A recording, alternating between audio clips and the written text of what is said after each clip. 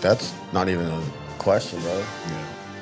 Speaking of, we have started. About a minute left until the actual Red Zone watching. I'm assuming, though, that if you're the 1,000 of you that are in here so far, welcome, first off. That's intern Noe, the pro numbers. I'm Terry, the host.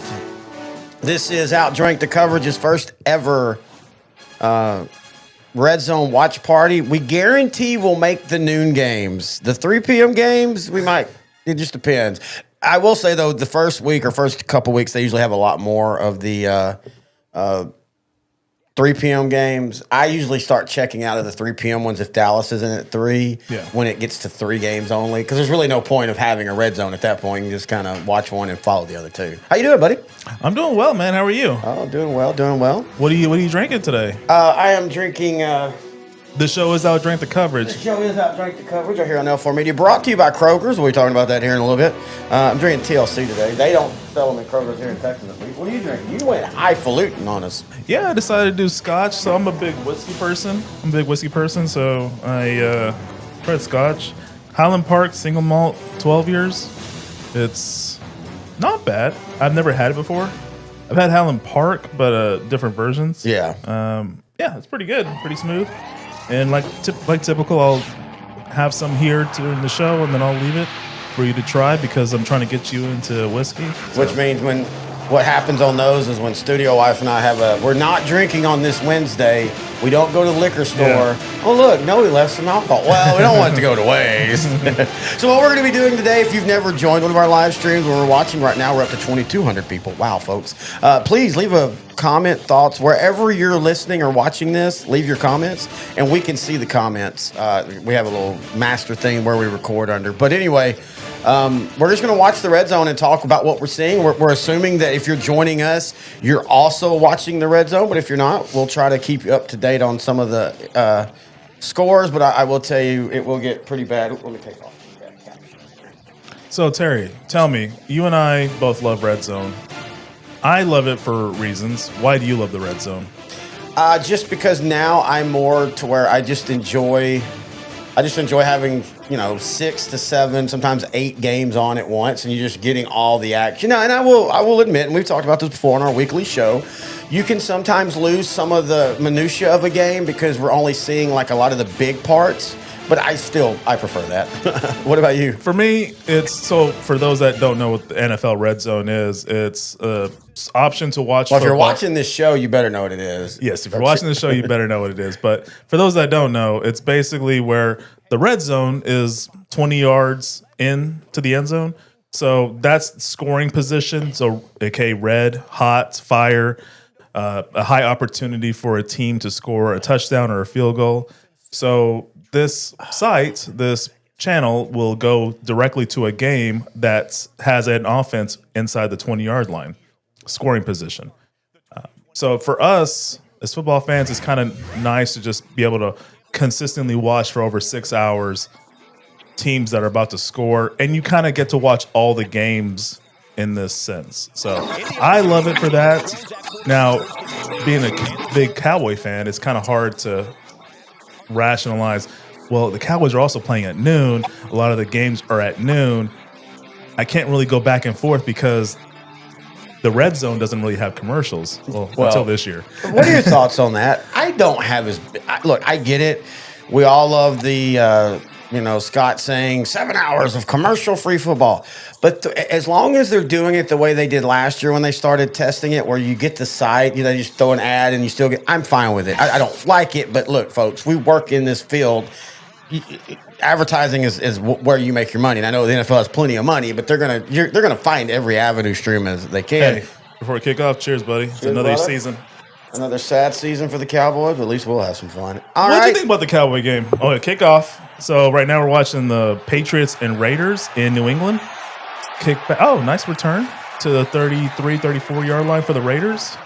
Now, this would be cool. We get to see the new-look Raiders offense with Pete Carroll as head coach, Geno Smith as quarterback, Ashton Genty, the rookie from Boise State, at running back. I like their offensive line. What do you think of the Raiders this year? I think that they could be inconsistent, but I think by the end of the year, I think they're going to be a team. I think next year's more their window, just because I still believe. And I say that sometimes you get the first year jump. You get the Bill Parcells 03. And this kind of feels like that with Pete Carroll going to the Raiders, going to a once proud franchise that is falling on tough times. He's not gonna. Beautiful game. Oh, it's a beautiful. This is what game. you always told me. Washington noon game, like an overcast. Yep. It's prettier though when it's sunny in Washington. But yeah, and by the way, the Washington going to be throwing down some of their old school looks later on this year. I'm happy about that. So the games that we have right now are New York versus Washington. We got the Raiders versus the who was that? Patriots. The Patriots. The Jets versus the Steelers. Like immediately. A rematch of the 2010 AFC Championship game. Well, and also the Aaron Rodgers Bowl. The Aaron Rodgers Bowl, yes. And I think this was, the schedule came out before Rodgers signed with the Steelers, but the Steelers at the time were the only team that would actually select Rodgers. Yeah, good point. All right, Geno to, is it Bowers? Yeah, Bowers is going to have a huge year. Yeah, nice. Yeah, Bowers, a second-year tight end out of Georgia, had an incredible rookie year as a tight end. I expect big things out of him this year. And we're cutting back to the Jets and Steelers. I'm kind of curious to see how Aaron Glenn, his defensive mindset, how he does. I know Robert Saleh was a former head coach, also a defensive-minded head coach. But Aaron Glenn's a little bit different breed. He actually was drafted by the Jets in the 90s. I actually loved him, former Cowboy, former Texan. What do you think he'll do? Do you think he'll have a lot of success in year one with the Jets? It's funny because I wasn't big on him as a defensive coordinator. I mean, his results. I don't. Him personally, like say he's a Texan. He played at A&M. He was a Cowboy. I think I said this when he got hired as the head coach. I think he will be a better head coach than he was a coordinator. And I don't think he was terrible. And I understand at the end of last season, they got the Lions defense just got hit with a ton of injuries. But I felt like that poll that came out 2 years ago that he's one of the favorite coaches players like to play for, it elevated his status higher than it should have been. People were acting like Detroit the last 2 years were shutting down deep offenses at some historical level. They were actually statistically still a below average defense. And again, I understand issues with injuries, but look what Washington did to them in the playoffs. And then look what Philadelphia did to Washington the very next week. And so, anyway, we got Atlanta now. I'm curious about Atlanta versus Tampa, even though both of these teams could have had such way prettier uniform games, but it's not a bad one. And just like that to start the season, is that Beyond? No, he's 7. I always forget his number for some reason. Bijan Robinson? How long was that? Was it over 60 yards? We didn't have a chance to get our rolls going. I think it was a little bit shorter. All right, so tell us the rule, Terry. All right, so today we're doing our normal drinks, but then we have 99 proof peanut butter whiskey, which actually is not that bad. But the rule is anything. Yeah, it's at the 50. Anything over 60 yards, we have to take a shot. Praise Yahweh. And we've got 9 of these left because me, you, and Studio Wife had a celebration shot. Oh, we'll talk about the food we're getting today, but she made some breakfast tacos that were just out of this world a minute ago. But we had a shot, so we have 9 of those left. So will we see 9 60-yard touchdowns? Probably not. That's why I kind of put it at that number. It's a reachable goal, but we probably see at best 4 over 60-yard touchdowns. It has to be a touchdown. 4 60-yard touchdowns at most per week. Not like a 70-yard kickoff and they get tackled. I was going to say before we started, wouldn't it be funny if every game started with a kickoff touchdown? We're like, son of a, here goes the liver. This will be the shortest ever show. Yeah, it'll be 20 minutes. All right, Jets in the red zone. Okay, I can't listen to that. Oh. No, I'm trying to listen. You talking about me or? No, red zone. I tried to do the TV like we did before so we could hear the audio, but it's messed up, so all I can hear is music. I can't hear the voices, so it's kind of pointless. I don't really need to anyway. Deep throw. So first touchdown by the Raiders is had. Wow, nice. What a beautiful throw by Geno. And I think this will be the big improvement for the Raiders. Is that the Arizona dude that just scored that? Oh, no, Trey Tucker. I don't even know who that is. He's okay. I think he'll flourish a little bit in this offense because there'll be more options because they'll have Bowers, they'll have Jacoby Myers, and then now they'll have someone like Trey Tucker who'll be single covered, so he'll get some opportunities. And Geno's he's in his late 30s, but he kind of found his groove when he got to Seattle under Pete Carroll 5 years ago. I like the look of this Raider team. I really think they could be the surprise team this season. Colts moving on the Dolphins. Tyler Warner had a couple catches in this game so far. Daniel Jones, Danny Dimes. He played it. Okay, I do remember. He played at Cincinnati, University of Cincinnati, and got drafted by the Bengals. Oh, okay. Trey Tucker we're talking about. Yeah, it's funny. I really thought they would hype the Aaron Rodgers game up more this week, but they've kind of kept it quiet. I like that the Jags and Panthers are playing because this is 30 years since both teams. You can't tell me. I know they say it's all random, but this is the way it should start. Yeah, and this is fine. Like this, so the Jacksonville Jaguars and Carolina Panthers, they were expansion teams in 1995. Those are the first year. So 30 years later to the day, now they play against each other. I love that you always want to explain things to a crowd that I think, well, yeah, they should already know this. I've seen some of the Facebook and YouTube, or really more Facebook, but they're not. They always, know. They're not always on top of it, is what you're saying. Is that what you're saying? God bless you all. Thank you for watching and listening. Are unintelligent, is what you're saying? Thank you for watching and listening. I mean, they are listening to and watching a show called Outdrank the Coverage. So now, I will say, based off of my Week 1 fantasy football performance in our Outdrank the Coverage leagues, I might also not know what I'm doing. We're going to show that. We'll show that occasionally today. I'm going to put it up on the main screen. But you know my strategy. I typically don't try to start well. Oh, is that a strategy? It's a strategy because waiver priority. Well, yeah, Bengals and Browns. Oh, another thing we do, if you've never listened to the show or watched it, it's your first time, on Mondays we have the best and worst uniform games. We'll do that in real time today. Honestly, the NFL's almost every team. There's some teams I'm bored with, like Seattle, Denver, when they're not wearing their oranges. They tried to combine them, but for the most part, all the teams look good, but a great uniform game isn't just how pretty the uniforms are. Does it look good on the field together?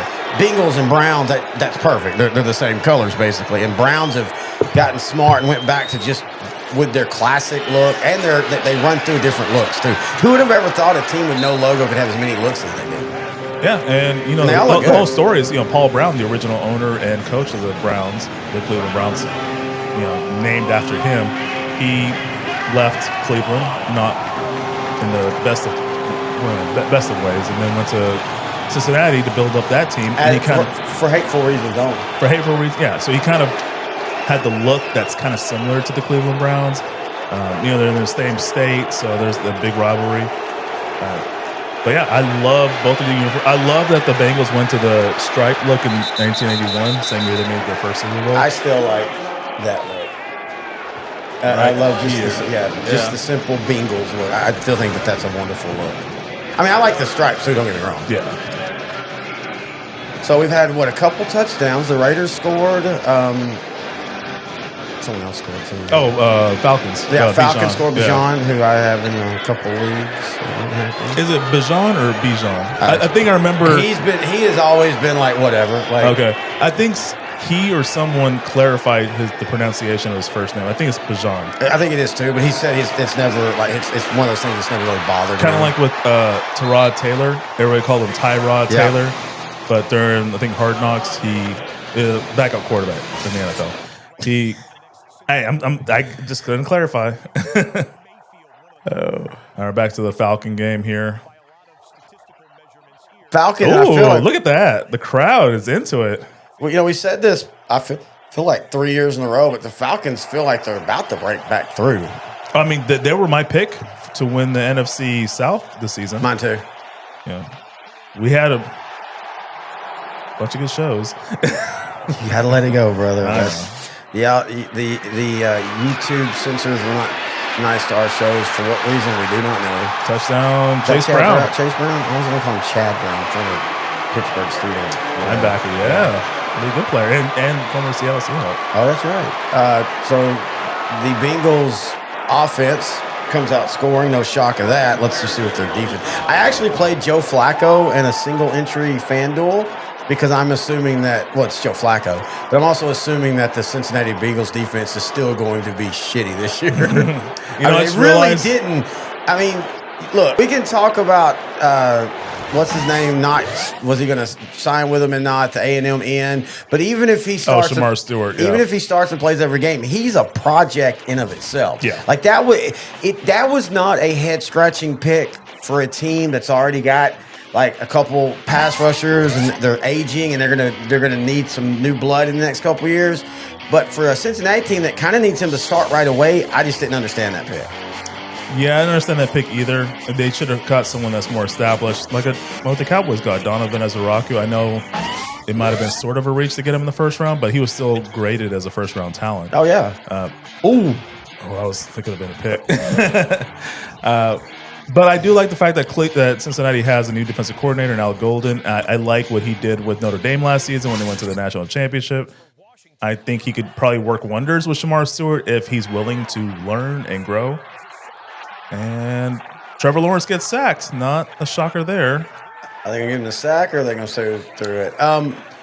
Yeah, Jacksonville, man, it feels like this is the year where Trevor Lawrence either does something or Jacksonville's going to figure something out. They got a new head coach.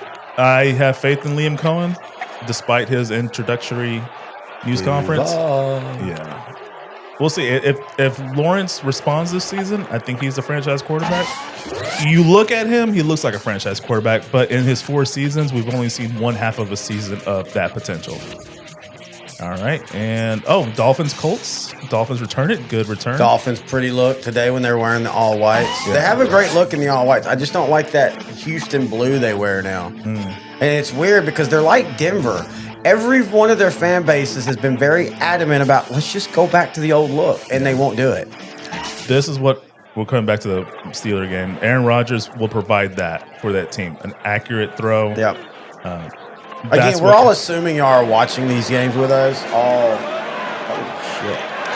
6,000 people? Oh, nice. Welcome. Wait, what's going on with your screen? Oh, my camera's messing up. You can still hear me. I'll have to do it. Hi, everybody. Just me. Sorry. You're welcome. Keep talking. Okay. Travis Hunter. Oh, well, he's just leaving the game.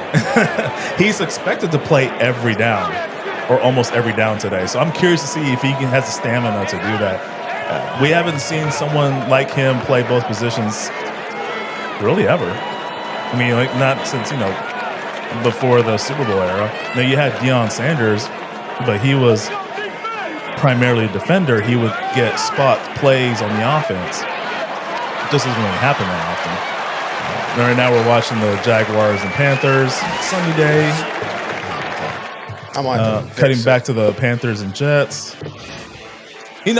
Drop pass by the receiver, but Aaron Rodgers is throwing right into their... Oh, DK Metcalf made the drop. Jets, Steelers, this could be a pretty good game. I'm really curious to see what the Steelers do on offense. I was expecting more of running, even though they have Aaron Rodgers. They have the running game, and it's mainly because Arthur Smith is their offensive coordinator. He's more of a run-heavy offensive coordinator, and they got the running backs for it. They got the rookie from Iowa, I think Caleb Johnson. They have Jalen Warren starting. So I like the makeup of the Steelers. I usually like the makeup of the Steelers every year. They're always going to be around the winning record. The last 18 years, yeah. That's what 18, 19 years? The last losing season they had was 2003, and Tommy Maddox was their starting quarterback. This was the year before they drafted Ben Roethlisberger. All right, so we got 1st and 10 at the 37-yard line. 37-yard line of the Jets for the Steelers. Short, quick out pass, 5-yard gain. Cardinals wearing the all whites. Yeah. Wait, look what the Saints are wearing. That is ugly. Yeah, the Saints could have just wore their regular look and it would have been fine. Kellen Moore, I'm so sorry. That's your introduction.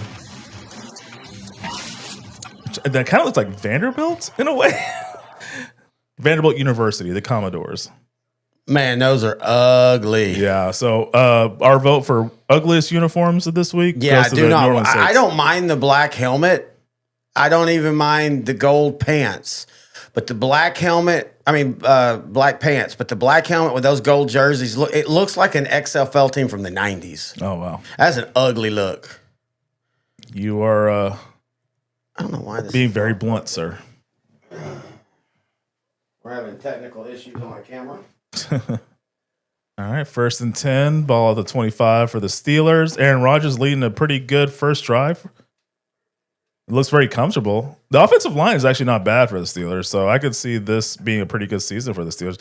Again, because of their history, you automatically assume 9-8 or 8-1 or 10-7. They just kind of are teetering at mediocrity at this point.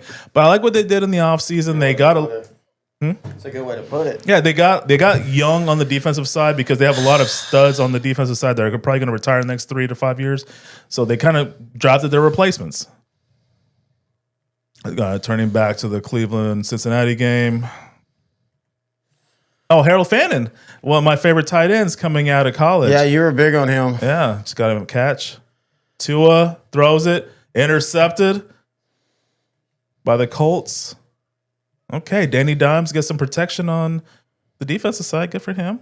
All right, Rodgers, play action pass completed. Touchdown, Steelers. Wow. Impressive drive by the Pittsburgh Steelers. Yeah, it began with a sack. Yeah. Ben Skowronek. Don't know how to pronounce his name, sorry. A receiver for the Steelers scored. I wonder, I don't have the audio for Redzone, so I don't know how the Jets fans are responding. I'm pretty sure there's going to be a lot of boos right now, though. All right, the double box. So you got the Steelers and Jets on one end and the Giants and Commanders on the other. Now we're on watching the Commanders. Run option pass. Jane Daniels took the run. Gets a few yards, about 5. I love that Giants blue. I love when they wear the blue with the white pants. I do too. I like it more than the gray pants. Well, I liked the gray pants for a while. It's just, it's new. You know, It was so in 2000 when they went back to the older look, it was new, and I like that a lot. That was the year they made the Super Bowl. Okay, there we go. All right, 2nd and 2 for the Commanders in the red zone. 0-0, 8 minutes left in the first quarter in Landover, Maryland. You know, Washington's going to get it. Here we go. I'm back. Sorry about that. Technical issues. We're not doing shots for you being back. No, I don't want. I'm good on shots right now. We got 8,000 people in here. If you have any questions, thoughts, or comments, leave them. We do have a couple in the chat. Yeah, whether it's offensive or not. Kevin please. McPherson's joining. Oh, Kevin, he said he remembers the Bengals' awful 70s. Oh, what are you talking about? He's attacking you, sir. Are you going to let him tell you that? Oh, no, y'all. Yeah, Kevin, we had some technical issues. I'm drinking TLC vodka. You're drinking what? I'm drinking Scotch, Highland Park 12. Highland Park 12.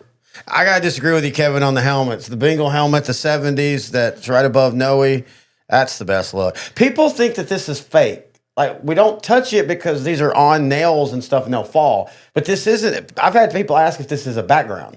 Oh. Like, no, this is on the wall. This is all. I have So- every NFL. I have 20 more helmets in the closet of variations. What people don't know about you're big on these helmets. Yep. And you have all different variations too. Like the ones you have here, just your favorite versions, but there's other versions of the same helmet. And I'll change them up from time to time. Yeah. I have every NFC East helmet history, throwback. Yeah. I even have the Jets weird one that they only wore for 1 year, which is the NY, but it looks like the 70s. Mm-hmm.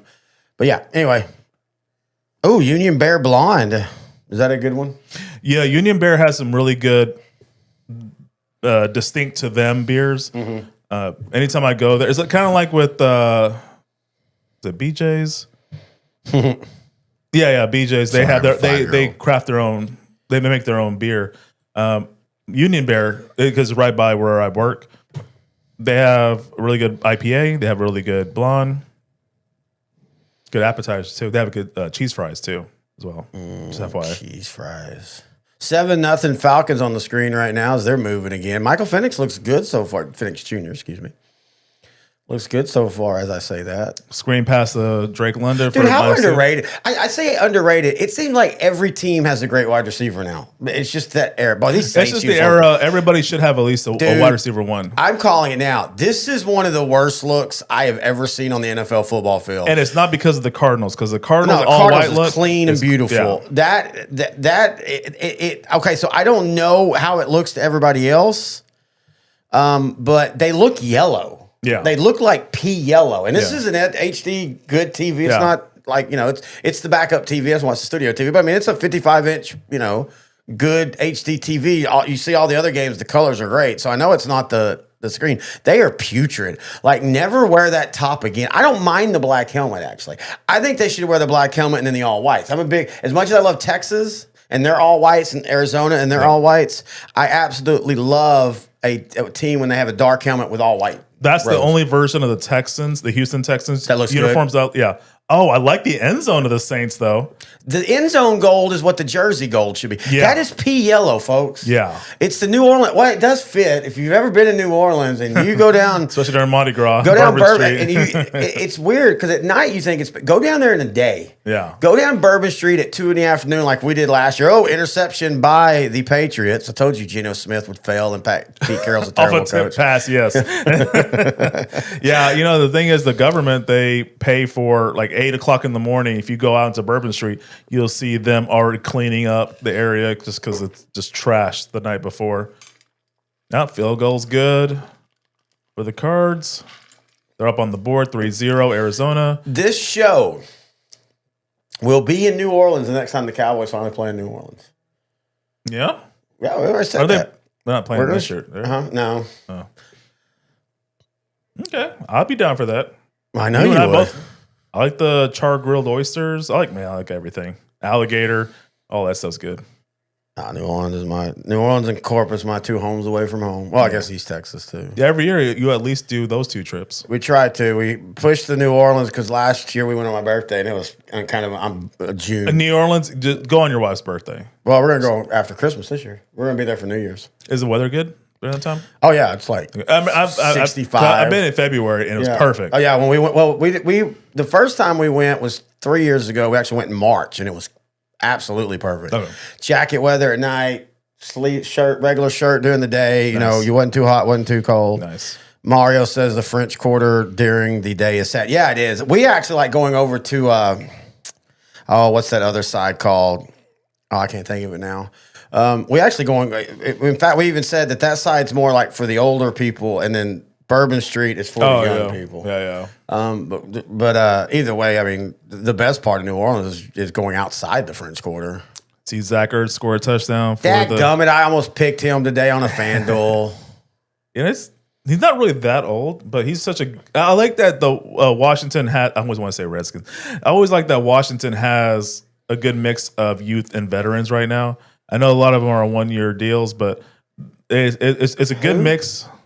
Washington? Yeah, Washington. I did not know this. One of the weird things about Washington is, you think, I guess because it's Jaden Daniels is young, they were one of the oldest teams last year. This is not a young team. Yeah. This is not, I mean, you've got Jaden Daniels, but you also kind of feel like this might be a shorter window for this era Washington, and then Jaden Daniels will have to have a couple crappy years as they rebuild, because this is a very, I think it was like second or third oldest team in the league. Yeah, they're one of the older teams. And that's kind of why they were successful. It kind of reminds me of the old 70s Washington team with, was it George, not George Marshall, George Allen as head coach. Yeah. He was kind of like John Gruden was. He didn't like young players. He'd rather have veteran players, and because he just trusted them more. He didn't want to have to coach them up. Veterans are Frenchman just more. Street. Sorry, that's all I was trying to think of. Frenchman Street, New Orleans, is where That's they the adults? That's the adult section for me. We go over mature. there. We have a studio wife has a friend that's a musician down there. In fact, he heads Squirrel Nut Zippers now a lot, and that's one of my favorite bands. Squirrel Nut Zippers, that's the name. Yeah, great band. But anyway, so he's always playing down there, and so we spent a lot of time over there last year there, and we really had more fun there than. But you still got to go down Bourbon Street a couple times each night. You got to at least make the walk. Oh, Jets answer back. We have ourselves a shutout. Justin Fields. I'm big on Justin Fields. Hey, former Steeler quarterback. Well, yeah, that's the cool thing. It's literally revenge game versus revenge game. Yeah. Even though Fields was never really, he was started 4 or 5 games, and then for whatever reason they gave it to Russell. Well, Wilson. because Russell, I think he's something with his ankle or his No, but I'm saying they calf shouldn't have gave him. Justin Fields should have stayed the football or the quarterback the whole time. I think they made a mistake going to Russell Wilson. I think they make the playoffs if they'd have kept Fields. Well, they made the playoffs. I mean, they might have went further in the playoffs, maybe. Win the playoffs, I should say. Because, Fields, Wilson 5 years ago had the legs still. He doesn't have really the legs right now. So yeah, I to your point, I could see where Baltimore would have had some struggles with Justin Fields in the wild card round.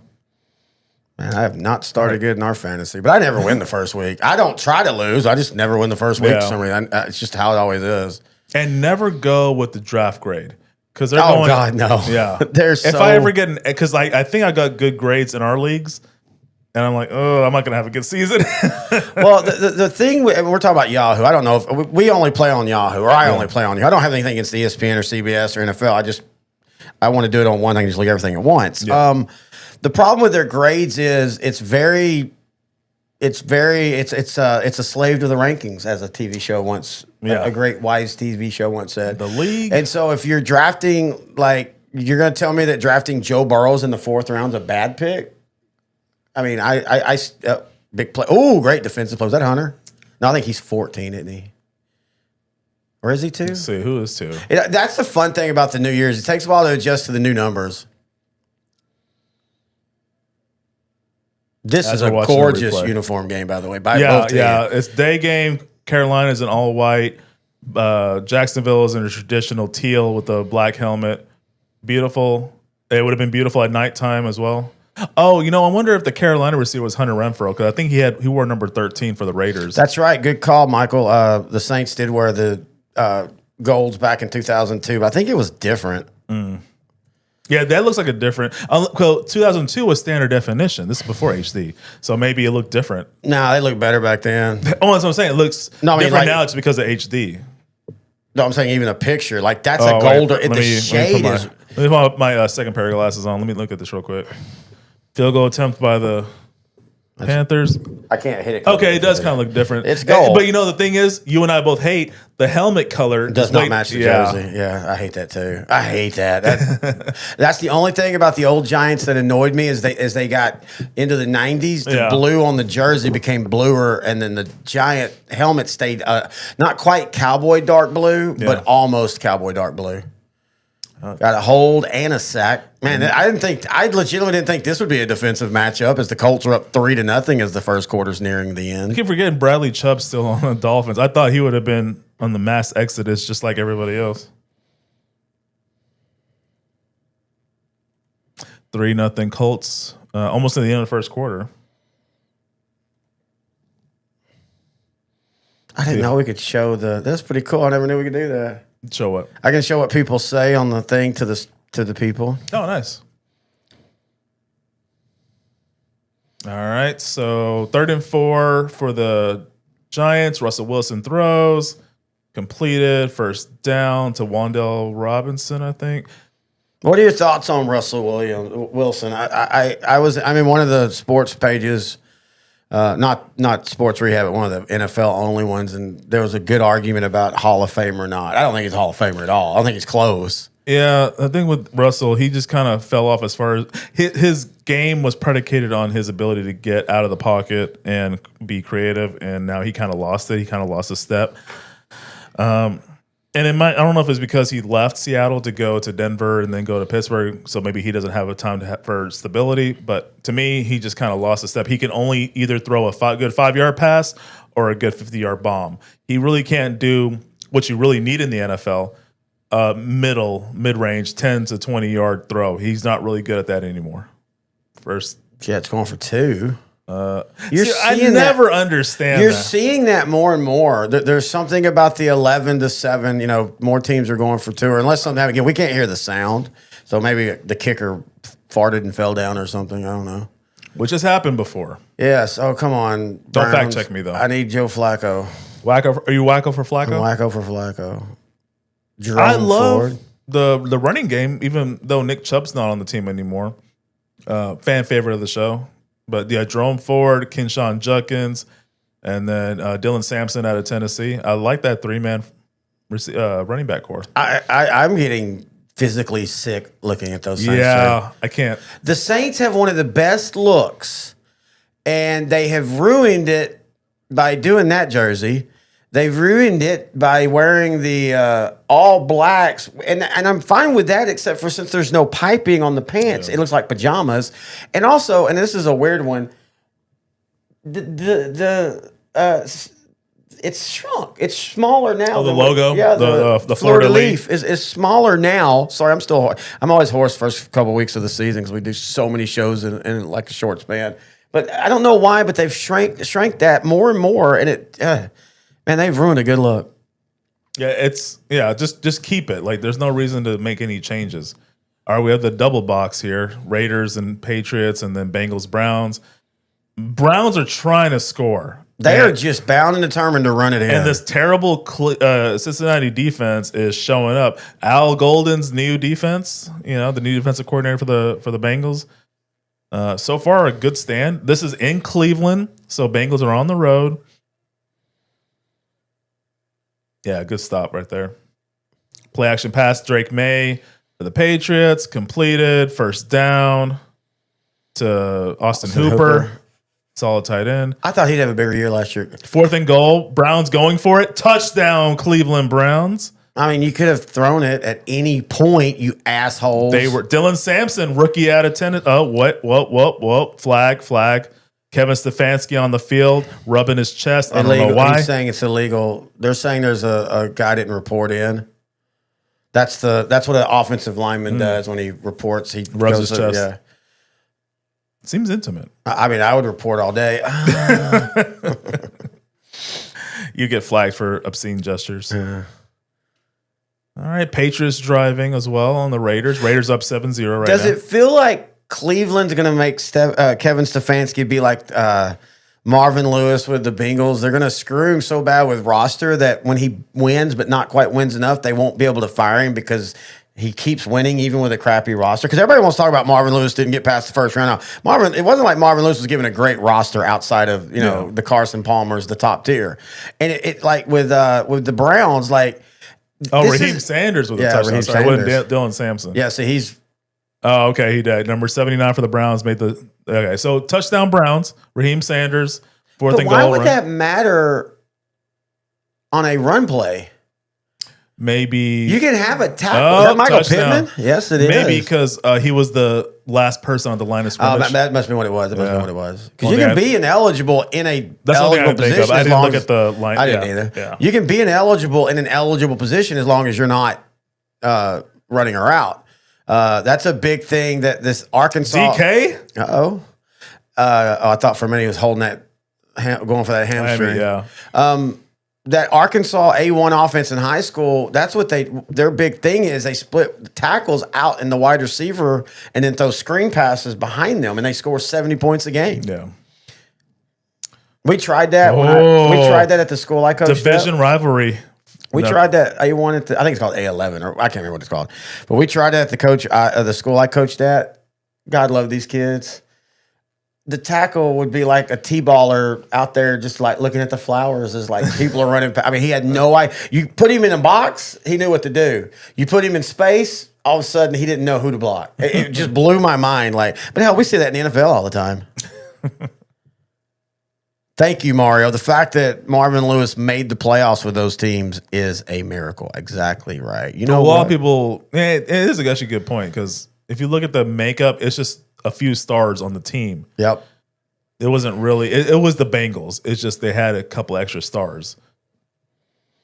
Wait, I got to load something while we talk. This is brought to you by Kroger's, by the way. We'll talk about, I messed up. I hit the wrong one. We'll talk about them. We got us a great little spread of food today that's going to be from Kroger's. Go to Kroger.com, whether you're trying to entertain like Studio Wife is here, having a football party, or if you're just trying to put dinner on the table, Kroger's is the way to go. Sign up for their loyalty card, get great deals. We do appreciate them providing the food today for the show. We're going to have sliders, but ham and cheese and turkey and cheese sliders. We got some queso. We got a little charcuterie. We had some Texas breakfast tacos this morning. That was really good. Yeah. Turkey, bacon, diced potatoes, cheese, some tomatoes, onions. Yeah, it was really good. Thanks to Studio Wife.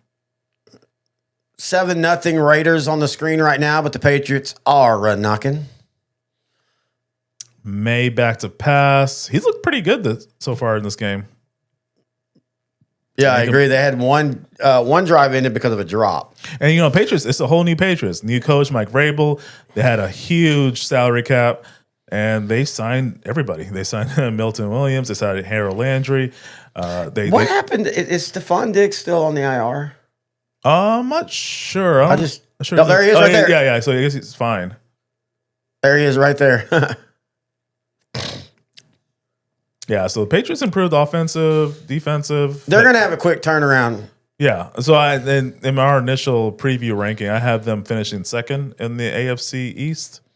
But not making the playoffs, Not right? making the playoffs. Yeah. I think they're still a year away. Even beautiful throw. Touchdown, Patriots. Yeah. Is it Rasul Douglas? Yeah, I think so. I know DeMario Douglas. I know. Sorry. Oh, yeah, DeMario Douglas. He didn't start as a Patriot, did he? Anyway, I don't think so. Yeah, and these aren't scripted; these are free flowing shows, folks. And we're a little tipsy. I know people want to say that Mayo got screwed, but man, when you hear like on the inside, apparently he just did not. It was obvious almost from day one. Oh shit, we shouldn't have hired. He should not be our head coach. Which is crazy because they had this plan for a while, and then he just.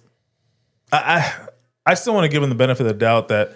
Because even Robert Kraft, the owner of the Patriots, said we didn't set him up for success. Mm-hmm. He acknowledged that. Alvin Kamara for the Saints scores a touchdown. He still looks pretty nimble at 30. Saints up now 6-3, pending the extra points. Russell Wilson throws another short pass, which is perfect, but the tight end dropped it. I think for every touchdown, the Saints should have to give up their extra point for wearing those putrid pieces of shit.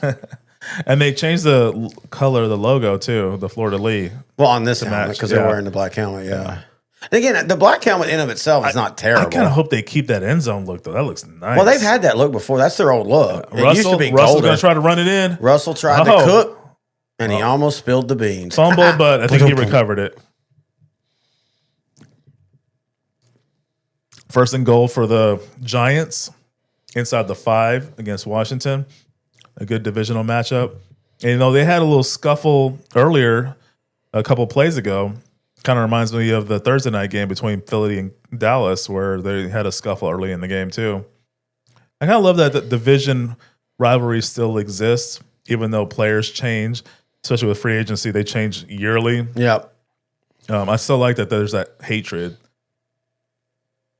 So we to do better on the show this year, I've subscribed us to the Stat Head, which is kind of like the more analytical version of Pro Football Reference.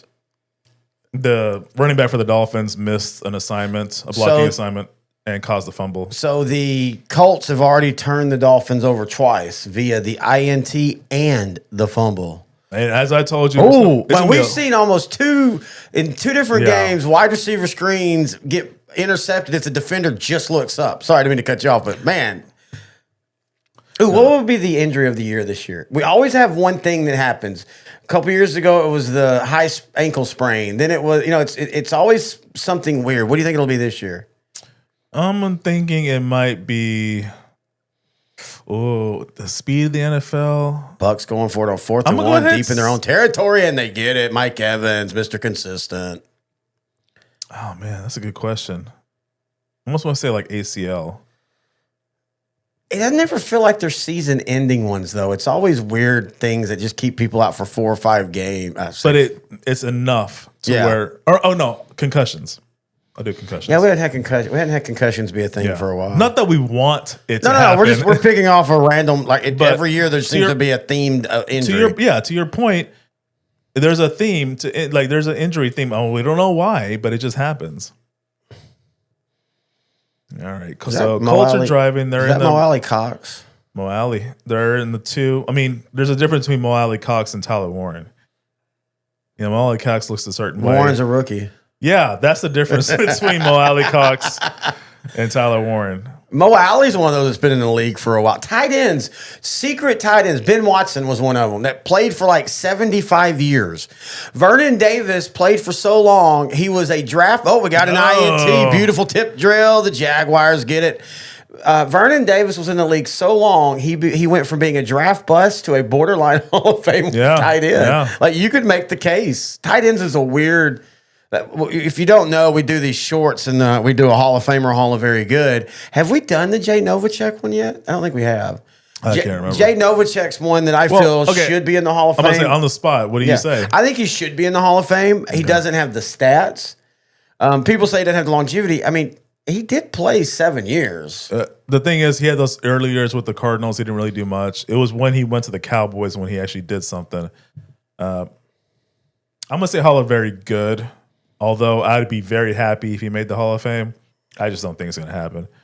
His best year, I think, was his last full season, 95. 96, he was actually on the Cowboys roster. He was just out. He was out. Well, I didn't even know that until recently that was again, people want to knock Jerry Jones. That was a Jerry Jones, like, we're just going to pay you this last year. Mm-hmm. Don't retire. Go to Wyoming and hang out. Mike Hilburn's in the room. He is our title sponsor for our Brock Eagles football show. Where each and every week we talk to Billy Mathis, head coach of the Eagles. He said Mayo was always going to be out, just couldn't get Mike V yet.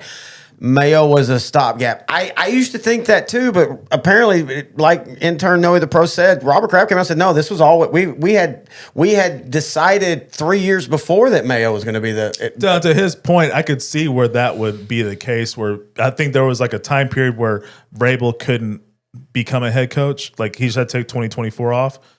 Was that a calendar thing, or was that just him taking it off? I don't know. I'm a big believer if a coach, when they get fired, or even if they retire or whatever, I think a year off is a good buffer. I don't think you want to go from one team immediately to another team as a head coach. Yeah, maybe as a coordinator, whatever. But I think it's a good idea to take a step back. You could do what Mike McCarthy lied about and said that he watched every tape, and then he admitted, I was just kidding. But why would they? Why would Jerry Jones be so gullible about that? It wasn't just him, though. Look, I liked Mike McCarthy in Dallas. He wasn't the reason they didn't advance. Look, when it hasn't happened in 30 years, it's not one man's reason, or is it? And they're not on the field, but that wasn't just Jerry Jones. I remember Sunday Night Football the year before. They went to his place and he had a garage. Basically, took his garage, he made it into a man cave, and he claimed right then and there, like, I have watched every game. I have watched every snap of the season from every team. And then he comes back and says, I watched a lot, but I didn't really watch them all. Like, just don't ever admit that. You went with that lie for 4 years. Why admit it now? Like, you think that was brevity or something? Yeah. Tri-box now. Giants, Commanders, Cardinals, Saints, Steelers, Jets. All these games, there's no blowouts right now, so it's still early. So it's been pretty defensive, though, and it usually is the first. The thing about, and this is what we're talking about fantasy, the reason I don't usually count I don't count first week of anything. We always say it on our high school show, don't count the first week. Same thing with the NFL. Somebody today is going to surprise and beat somebody, and then that team that won won't win again for 6 or 7 weeks. Yeah. That's just how this works. In any season opener, weird things happen. That's why fantasy doesn't bother me, because you're going to get a lot of running backs who in 5 weeks are getting 20, 25 carries, but for the first game, they're only going to get 12 or 13 because they're trying to work you back in. Because remember, folks, most of these starters don't play a real preseason anymore. Yeah, and then we're going to see in the 3 o'clock game, one of our favorite running backs, Nick Chubb. He's with the Texans now. With Joe Mixon being hurt, he's going to be the bell cow today for the Texans. So, and he's coming off injury, so I'm not sure how many carries he's actually going to get. Are they going to get Dare Ogunbowale some carries? I'm not sure what the Texans are going to do this afternoon. It's a tough matchup at the Rams. So. Yeah, it is. Mario Scott said it best, live and die on the lie. 2 rules of PR. First off, I believe you should always just tell the truth. The lie is always what's make it worse. But if you're going to lie, sit on the lie. Don't give it up. Yeah. I mean, unless somebody comes out with like hard evidence, you just stay with it, brother. Don Shilede and Kristen Bell were in a great show on Showtime about, they were basically crisis management. They would come in if your company was having a PR nightmare, and that was kind of their thing, was that they were Braylon Allen with a touchdown. Yeah. I forgot he went with 0. He's getting a lot of love, especially in fantasy football. He's getting so much love. A lot of people think Breece Hall's on the could be on the trade block. What I keep hearing. That was just shocking to me. I would love, if Dallas needs to, I wouldn't mind giving a 5th up for Breece Hall. Oh yeah, he's 26, I think. If he's that old, yeah. Let's see how old he Let's is. see what the flag is here in New Orleans. Holding on the defense on the Saints. 24. He's 24. Cardinals get a break in the red zone. Now they're replaying a 2nd and 4 from their 41. Murray throws it deep. This is a replay again. Marvin Harrison Jr. Yeah. Who somehow people tried to act like he had a bad. He had just as good of a rookie year as his dad did. I mean, it's just weird. Just the calm down. expectations that people have on these rookies. Just as you know, quote from the not late Aaron Rodgers would say, RELAX, relax. He'll be good. Now we have a double box. Panthers, Jags, Cardinals, Saints. Travis Etienne is on the field. He's a guy, one of my favorite players coming out of college. I drafted him in a dynasty league, and now you have Tank Bigsby. I'm not sure his situation with Liam Cohen as the new head coach, offensive-minded head coach. I wonder if Etienne's going to get more opportunities to showcase his true abilities. You know, a lot of people thought he was there was a big rumor that was one of the Dallas trades. Was, you know, I would have been very happy with that. Touchdown Cardinals, Kyler Murray to Marvin Harrison. Now the Cardinals are up against the Saints. Yeah, I would have loved Travis Etienne as a Cowboy. I really like his style. I think he's very versatile. good counter cross route right there. Harrison getting through the traffic. All right, Lawrence back to Lawrence running it. That's down. the thing he doesn't do. I thought he would do more in the pro. Not, Right. I don't think it'd be 1,000. You know, but I mean, at Clemson, he moved well. Yeah. He's the top. Everybody's talking about Archie Manning and everything after the Ohio State game.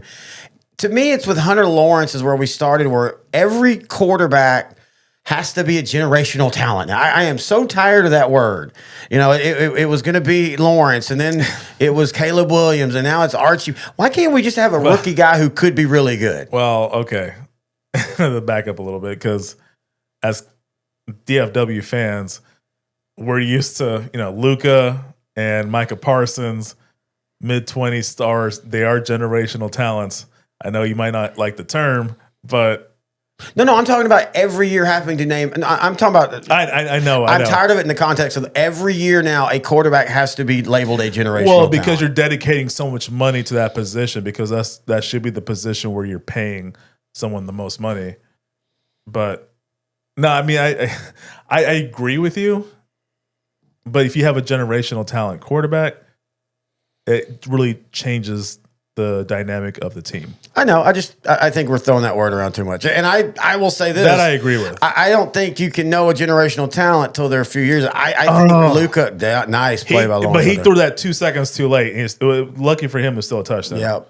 I think Luka has proven he's a generational talent. I think Parsons is on the way to prove it. I think if he has another year, a 12, I think whether you're a Cowboy fan or Packer fan, I think the biggest thing with Parsons is it seems like every year he started hot, started strong, and then fades. And I think part of that is I never liked Dallas putting him as a hand-down defensive end. I think, it makes him one-dimensional, even if that one dimension is very important. We saw what happened, though, against the Packers. He's a good people mistake that he's not a good run-stop defender. He is in space. He's not when you're asking him to set the edge, because we all joke about setting the edge and it sounds really easy, but that's the reason why it's like the pick and roll in basketball. The reason why defensive coaches have been saying for 70 years to set the edge is because if you can consistently set an edge, you're going to kill a run game. And he can't. He struggles to do that. And so I would love to see the Packers use him more as a linebacker. Oh, wide open and he misses. Man, Jaden Daniels sucks. Or he was rushed. I think they got the Giants, they have 4 really good pass rushers. Look, the Giants are having one of the best pass rushers in the league. The Giants just need to figure out some offensive stuff, and they're going to be better than what people think. I would say just be very conservative on offense. Don't turn the ball over. I think they'll be really good, because they have 4 pass rushers. No team in the NFL has that kind of quality or talent for pass rushing. They have Abdul Carter, who they drafted this year. They got Brian Burns, who they got in a trade last season from the Panthers. They got Dexter Lawrence, their long-term defensive tackle, who's a crazy presence up in the middle. And then they got Kayvon Thibodeau. Who is most underrated player on the defense in the league? I would take Thibodeau over Michael Parsons. What? Yep. Okay. I think Thibodeau's more physical. I think Thibodeau's better against the run. Oh, okay. Do you mean Dexter Lawrence or Kayvon Thibodeau? Kayvon Thibodeau. Okay. If you say so. I like Parsons, but I always felt he was a flash in the pan. He'd get you 10 sacks in 12 games, and then the last 5 games he wouldn't be there. I mean, okay. Do you disagree? I have to think more on it. I mean, we could pull up now. Last year's a little skewed because he missed 5 games at the beginning of the year. But he still got, I think, 8 or 9 sacks though. But but say he didn't really fade because he didn't start the year. Yeah. I mean, go look at his. I was probably more impressed with DeMarvion Overshown. Yeah, go look at his when he played full 16 games, and he would lead the league in sacks or be at the top for 12 weeks, and then he'd get like 2 sacks the rest of the season. And I'm not saying it like it's him not trying. I think he got wore down partly again because how Dallas uses him, making that first year when they were using him kind of all over. To me, that was what you wanted. And I know you can make the case. Well, yeah, but if he's the master, a jack of all trades, a master of none, but he was borderline a master on both sides because he was such a nightmare matchup because you didn't know where he was going to be from time. He'd line up left, he'd line up right, he'd line up as a traditional 4-3, sometimes as an outside 3-4. Just putting his hand down, to me, you just locked him in and you just made it easier. And again, he's still a great pass rusher. Mm-hmm. Easier to contain him run game wise. We'll see how the Packers use him. I think they're going to use him as a defensive end. I mean, that's where the money is. They have a really good defensive coordinator, so I'd like to see what they do. Jeff Hafley. And we might not even really see what they're going to do with him for a 6-7 weeks as he works himself in, if they end up varying him more. Because he's going to have to kind of learn that because he hasn't legitimately played linebacker basically in 3 years. I got a question for you. Do you think the Packers are forced to play him this week? Even though there was reports of him having back issues? No, the Packers have never worked that way. I mean, look, everybody's still shocked they drafted a wide receiver and made a trade like this because they are so conservative. Yeah, Green Bay knows how to get to the playoffs. They can't win the title game right now. That's been their Achilles over the last 10 years. But the one thing they know is you're not winning a season in week 1, but you could lose a season in week 1 if you lose a player. Especially a guy like that. And with the Packers last season, they were 11-6. They figured out the running game. They got the defensive coordinator that can really shore up some of their defensive issues. But they needed a wide receiver 1. They needed an elite pass rusher, and they got it in this offseason. So I really think they had a really successful offseason. I'm curious to see I'm not sure their record will improve, but I think they'll be a tough out in the playoffs. Yeah, it's funny. They had a better record last year, but because of how they beat Dallas in the playoffs and then how they hung around in the second round for most of that game against San Francisco, people act like last year was a step back, and it really wasn't. They just unfortunately they got Philadelphia in the first round, and that was a close game for a while. I never felt Green Bay was in it, but I think it finished like 24-13 or something like that. Yeah, it was close. I think to me the one of the big issues was the lack of a wide receiver 1 for them. Yeah, because I think defense they were okay, but. Yeah, Mario brings up a good point that the Packers are conservative, but both the coach and the GM contracts have not been extended. I would be really shocked if they get rid of LaFleur. I think they love LaFleur. Maybe I'm wrong, especially since how he responded after Rodgers left. Mm-hmm. I thought they were going to take steps back, but they were still really good.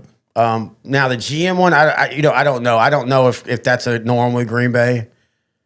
I think the GM, after what he did this offseason, he's safe for a while. Well, but I mean, if let's say whether it's his fault or not. You think Golden and Parsons are going to be bust? If they're both bust, then yeah, I could see that. Well, no, even if let's say they're both good, but Jordan Love goes down, and Green Bay pay $55 million for and Green Bay goes 5-12 this year and gives Dallas a 7th pick. Oh, chip shot miss, 40-yard field. Still kicking for them now. He will be after this week. But let's say that this year they go 5-11, mm-hmm. Or 5-12, and Jordan Love misses time, and Dallas gets the 7th pick. And then let's say next year they're good, but they're 10-7 and get eliminated in the first round, and they give Dallas the 14th pick. Mm-hmm. You know what I'm saying? I think it is dependent. I like the moves. I think both moves are A+. Yeah. But they could still fail the first couple years. And those moves still be right. Now, I don't know how you treat the GM that way because that's kind of weird. But that's the thing. You don't know. 7-3 Falcons. Vita Vea, they had a ranking of so ESPN does a top 10 ranking every year of every position. Really good. And they ask like GMs and scouts and stuff. Vita Vea was only like 9th or 10th. And I think he's maybe the top 3 best defensive tackle in football going right now. Oh, for sure. Because his pass rush just keeps getting better and better. And I'm not necessarily talking about sacks, but I'm talking about just getting to the quarterback. Yeah. And he is still, look, I still wish Dallas would have drafted him. He's still the one that if we'd have drafted him, 9 years ago now? He's still playing, and he's still playing at a high level. It doesn't always have to be a sexy position. That's why I don't mind when Dallas goes offensive line. Did you go into today thinking that the Jets and Steelers were going to have the highest scoring game? No, actually, I thought they'd be pretty ugly. And it's Look at the Colts, man. 17-0 the Dolphins. That's not shocking to me because, to me, like I always say, since we have been on YouTube or even before, you got to build your team from the line out. And the Dolphins do not have an offensive line at all. And we saw already in these highlights that Tua is just getting pressured right now. You would think with the head issues he has, that would be one of the things that... That's what I'm saying. You're going to pay Tua all this money, but you're not getting him to protect him. It makes no sense to me. Oh, yeah. Spencer Rattler's a starting quarterback for the Saints. Yeah, it's almost like they're purposely tanking right now. Yeah. I think Kellen Moore thinks he can fix him. Maybe. It's not like Spencer... Folks one thing people need to realize is that 5 or 6 game stretch last year when he's played, like everybody was hurt for the Saints. People forget, as Cowboy fans, the Saints offensively last year when healthy started out 2-0 and looked like they were going to put on a clinic all year. And then everybody started getting hurt. And then Derek Carr goes out, week 9 or 10, and they kind of bounce around. Taysom Hill goes out, and then they give the ball to Spencer Rattler, and I think Alvin Kamara was basically the only skill position that was still around that was healthy. Oh, and then MVS. I forgot he was Valdez, a Saint for a hot because minute. I had him in a couple of leagues, and he was giving me some points. Yeah, he had a good start with Derek Carr. Again, I think that I'm not a Dennis Allen fan by any stretch as a head coach, but I think the story of the 2024 Saints got killed because of injuries. I think they didn't just do it to Dallas. They did it the week before because I remember us watching the Red Zone together talking about it. And I think if they'd have stayed healthy, that team last year was way better than people think. Yeah, I mean, Clint Kubiak was kind of getting recognition as a young genius as offensive coordinator. P. Ryan still in the league. Samaje, great pass-catching running back. Great mustaches and beards, too. Fields throwing. Oh, nice completion. Man, that was risky. Either he purposely tried to do that. I mean, he threw it in the right spot. Yeah, he threw it there. See, it's funny you bring that up, and you're not saying this, but this is the quarterback hypocritical views. Yeah. If that's Brady or Aaron Rodgers making that throw, oh my God, he threaded the needle. If it's Justin Fields, oh, he got lucky. That almost was intercepted. Because those quarterbacks have the skins on the wall. They have the reputation, the experience, so people are going to give them the benefit of the doubt. Oh, I know. I'm just. That's just what it is. That's as simple as it is. It's like people to this day still think that Dak Prescott's an inaccurate quarterback. Like you will see this in all the message boards. Oh my God, he throws the worst ball. His wide receivers, they never get to catch it running. They're always catching it from behind, or they're making these great catches. Yeah. And it's like, did we watch the same game? And now the knock on Dak from last week was it's his fault. The drops. He throws a heavy ball. It's his fault. This is okay. I love internet. I love social media, but this is the downside of it because there's a lot of people that don't really know what they're talking about getting a voice. Yeah, like this certain show I heard about called Outdrink the Coverage. 2 idiots hosting that. 2 idiots. That's to be our new mantra. Outdrink the Coverage. 2 idiots drinking and hosting. All right, so let's see. First and goal, 3-yard line for the Bengals. Burrow throws, overshoots. Okay, might as well just trade him. Studio wife is about to start working on our cool out spread. We're going to be doing sliders. Not hamburger, but ham and cheese and ham and Swiss and turkey and Havarti. Nice. I like Havarti. I do too. We got queso rolling out, as you can see on the things. She's using Hawaiian sweet rolls as the bread. Oh, nice. And she butters it and kind of cooks it too. It's really good. Awesome. And all this provided to us by Kroger's. We do appreciate Kroger's. Yeah. Go to Kroger.com for all your food needs. You can order online if you're in most cities. I think they do almost deliver in every city now as the Bengals trying to score. Hey, I'm impressed with the Bengal defense so far. Only giving up 7 points, and it took the Browns 4 straight running plays just to get that. Now, okay, it is a road game. It's at Cleveland, a rival. We didn't really have much expectations for the Browns this season, but yeah, I agree. Adding Al Golden as a big fan of their old Lou Anarumo, who's now with the Colts as defensive coordinator. Who they're pitching a shout out. Great, yep. Yeah, they're starting great. I loved him as defensive coordinator for the Bengals. They went to the Super Bowl with him, but People I guess forget they lost by a field goal in that Super Bowl. Yeah, but it was time for a change. I didn't really blame him for their defensive issues last season. Bengals score. Joe Burrow. If you had Noah Fant catching the first Joe Burrow touchdown, you probably just won a lot of money. Yeah.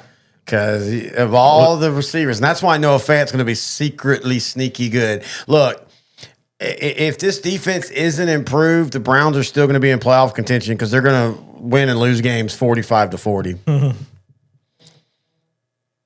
All right. So on the other side is the Jets and Steelers. Jets are going for a field goal.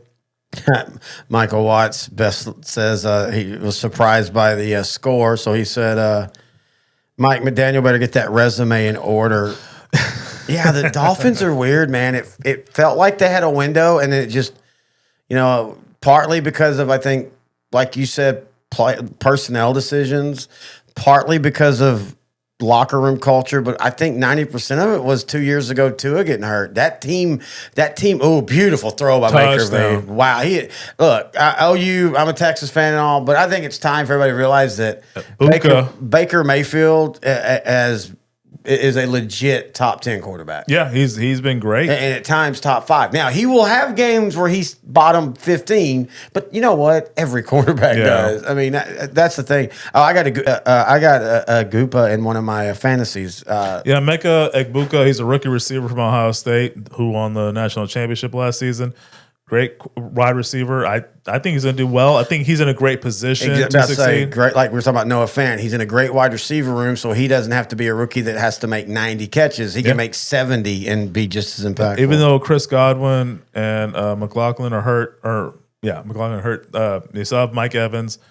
It just kind of gives him an opportunity to learn how to be a professional wide receiver. Godwin's always hurt now. Yeah. Trey McBride with a catch. One of the top tight ends in the NFL. It's funny how you and I, 4 years ago, we were talking about, man, what has happened to the tight end position in football? Like in NFL, it was dead. It was dead. And then boom, now we've got, it seems like 10, 12 teams have guys who could legitimately get 700 yards or more. And the thing about it, it was just 1 year. It was really bad for tight end. There was a tight end vacuum. Yeah. Zach Ertz, speaking of, as solid as his career was, he was a number 2 tight end in fantasy in a season when he had like 400 yards. That's how bad it was. It just, like I said, it was just a weird transition. Yeah. All right, Washington's up 7-3, about 7.5 minutes left in the second. They're hosting the Giants, week 1, division rivalry. Terry McLaurin, Scary Terry, got a contract extension by Washington right before the season started. 5 wide. Okay, so Michael, I thought Michael made a comment that because we're doing our Kroger read. Yeah. King Supers equals Kroger's in Colorado. Is that Supers or Soppers? I thought he was joking. I looked up and that's the name of the store. Oh. I didn't realize Michael's always in our sports rehab page. I didn't realize he lived in Colorado. Oh, okay, cool. Very nice. What's the temperature there, Michael? And what part of Colorado? Oh, you said Denver. I saw that earlier. Pretty awesome. Awesome temperature. Hey, man. Awesome degrees. We got false fall going on right now, and I'm loving it. It's been pretty nice. We basically had a California evening last night with just like lows or high 60s, a little breezy. It was not humid at all. Yeah, it was beautiful. Now, we will get back up to 95s before it's all said and done, but it'll be the summer's last grasp. I'm at least at the point where I can say there's more cool days for the rest of the year than there are hot days. Yeah. Amen to that. I'm a little surprised that the Washington Giants score is so low. Division rivalry on both sides, Bob, because I think Washington could have been the opposite. Like this could have been Dallas. 80 in Denver. That's about the same. This could have been Dallas, Philadelphia on Thursday. You know, the thing about Washington, they need to get rid of the, what do they call that, radiant thing on the numbers? Mm-hmm. It's that red. It's like dots. Just go, if you would just go with yellow numbers outlined in red or red numbers outlined in yellow. Yeah. That's a great look. I think their look, I don't like it when they go with the all black and the W helmet. That's a little goofy. Yeah. But everybody acts like these uniforms are ugly. They're not that much different than them with when they were the, like Prince, the one we won't name. The skins that weren't white. YouTube compliant, YouTube compliant, YouTube. I'm surprised YouTube hadn't struggled just because we mentioned the word NFL. Yeah, I haven't got notifications that we've been. We did a big preview show for college and NFL. I made the mistake of showing highlights, I guess. It got taken down. Frustrating. We got 8,000 in here. Hello, everybody. Please join the chat. We got some folks chatting. We'd love to have you join us. Please ask questions. Touchdown, I love answering questions. Washington. All of a sudden, they've made a close game kind of broke out. Though 14-3 is always, to me, a score that sounds way worse than it is. I got him in my Dynasty League. Who was that? That Ja'Cory Krosky. Oh, yeah. After they traded Brian. What was up with the Brian Robinson trade? Like, I have no idea. I don't know if he was up for a contract extension. Maybe. Like, he got shot his rookie year, and he came back and played well. I thought he was going to be a guy that's going to be a long-term Washington Commander, but this guy came out of nowhere, Ja'Cory, and Dan Quinn really loved him. And they got Cliff Kingsbury as offensive coordinator, and if he likes you, then maybe just they didn't feel Robinson was a scheme fit. I guess so. Aaron Rodgers is down 19-10, but he has played well, 8 of 9, 126 yards and a touchdown.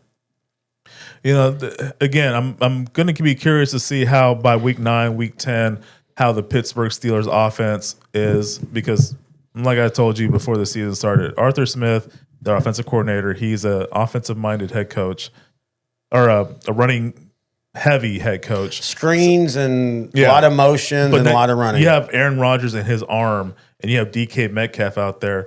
I almost feel like you kind of have to tweak it a little bit to accentuate some of the other talent you have. See, I think Rodgers is at the point of his career where they need to run more. Like he's kind of like what we figured out with Tony Romo is at 25 attempts, he's more lethal. Deadly. Yeah. At 35 attempts, you're starting to see some weakness. Oh. James Conner said, "I will not be brought down." Big member James Conner. Cancer survivor, former Pittsburgh Steeler. Pittsburgh Panther, too. Oh, that's right. He played. Yeah. Look, Kyle, I promise I'll be better this year, Pitts. Hey, he's getting 5 touchdowns this year. Dude, he has the craziest stat line. You want to win a bar bet? The first 4 years of Pitts, touchdowns were 1, 2, 3, 4 each year. 1 touchdown, 2 touchdowns next year, 3. I think that's brilliant. I think if he gets to 5 touchdowns before the week 17, they should shut him down. Yeah. Gotta keep the streak alive. Atlanta's unbeaten at 12-0, and they're going to shut down 1,000-yard receiver Pitts because he hit his 5th touchdown. Priorities always important. Or they just don't play him when they're inside the 10-yard line. All right, it's Colts up 17-0. Daniel Jones is who I thought he was. I was right. Terry was wrong. Terry was a big Anthony Richardson supporter. I was? But I was always a Daniel Jones supporter. I was? And, that's what I'm saying. Anyway, Colts up 17-0. Is this going to be the biggest fake score of the day? Everybody's going to talk the Colts up, and then next week they'll get beat by 3 touchdowns. It'd be like the Falcons, the Saints playoffs in '92, where the Saints were up, and then the Falcons just steamrolled them. Yeah, it wouldn't shock me if it was 34-20 Dolphins by game end. No, but yeah, you're right on that. I meant going in like this, they'll win going away, and all week it'll be, the Colts, they're back. That part, yeah. People need to realize the Colts. Hey, think about Cowboys last season. That was different. You and I have very different views of that game. I mean, you and I were looking at that. Like Cleveland had one of the best shit, but they looked like shit the whole game. Dallas looked like shit and still was. Yeah. I mean, no, I agree. They looked like crap the year before when they beat the Giants 40-0. Yeah, that was a weird one, man. Why does she have a surprised look? We're looking at the what is she Cardinals on back there? Cardinals and Saints. She's on something. I know you might want to be on whatever she's on, but yeah, could you, ma'am? Yeah, it is New Orleans. 10-10 in this game. This has been a quietly good one. Flag on the play, ball thrown behind Marvin Harrison Jr. What are your thoughts on Kyler Murray as quarterback? I think he's a good quarterback. I just think he needs he needs consistency. I think he needs to have a good supporting cast. I don't think he could do it on his own. Yeah. But I think if he has the right supporting cast, I think he has it right now for this season. I think the Cardinals are sneaky good this year. They had a couple of really good off seasons that trade for all the draft picks, free agency. They got Josh Sweat from the Philadelphia Eagles. It doesn't really shore up some of their issues on defense, but it makes them better than they were last season. He can make them hide some mistakes on defense. Kind of like what a lot of people feel the Packers got with Micah Parsons. Yep. He can hide some of the cornerback issues, which those are still going to be issues. But I'm curious, week 4. Cowboys play the Packers in Dallas. Is it the last Sunday of September? Yeah, I think so. We could probably do a live show for that if you want. We might have to. Is that a Sunday night game? I'll be off that Monday and Tuesday. So is that a Sunday night game? It is? I think it is. Well, we'll talk about it. I'm going to have to do a live watch party. Yeah, I can probably do it. I mean, of American Dad and Family Guy. Yeah. I ain't watching that crap. Well, are y'all here for anything else? People come in here and want to watch the game, and they come watch us watch Family Guy. Be better than watching a Cowboy game sometimes. Oh, come on. Speaking of, let's talk about that now. As Trey McBride's about to get a touchdown, I'm calling. Oh, no. Great open field tackle. Okay, Saints. Came to play. Trey McBride doing the Jason Witten route of getting hit and falling immediately down.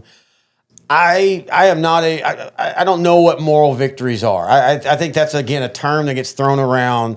You can look for negatives and wins. You can look for positives and losses. That doesn't mean you're calling a moral victory.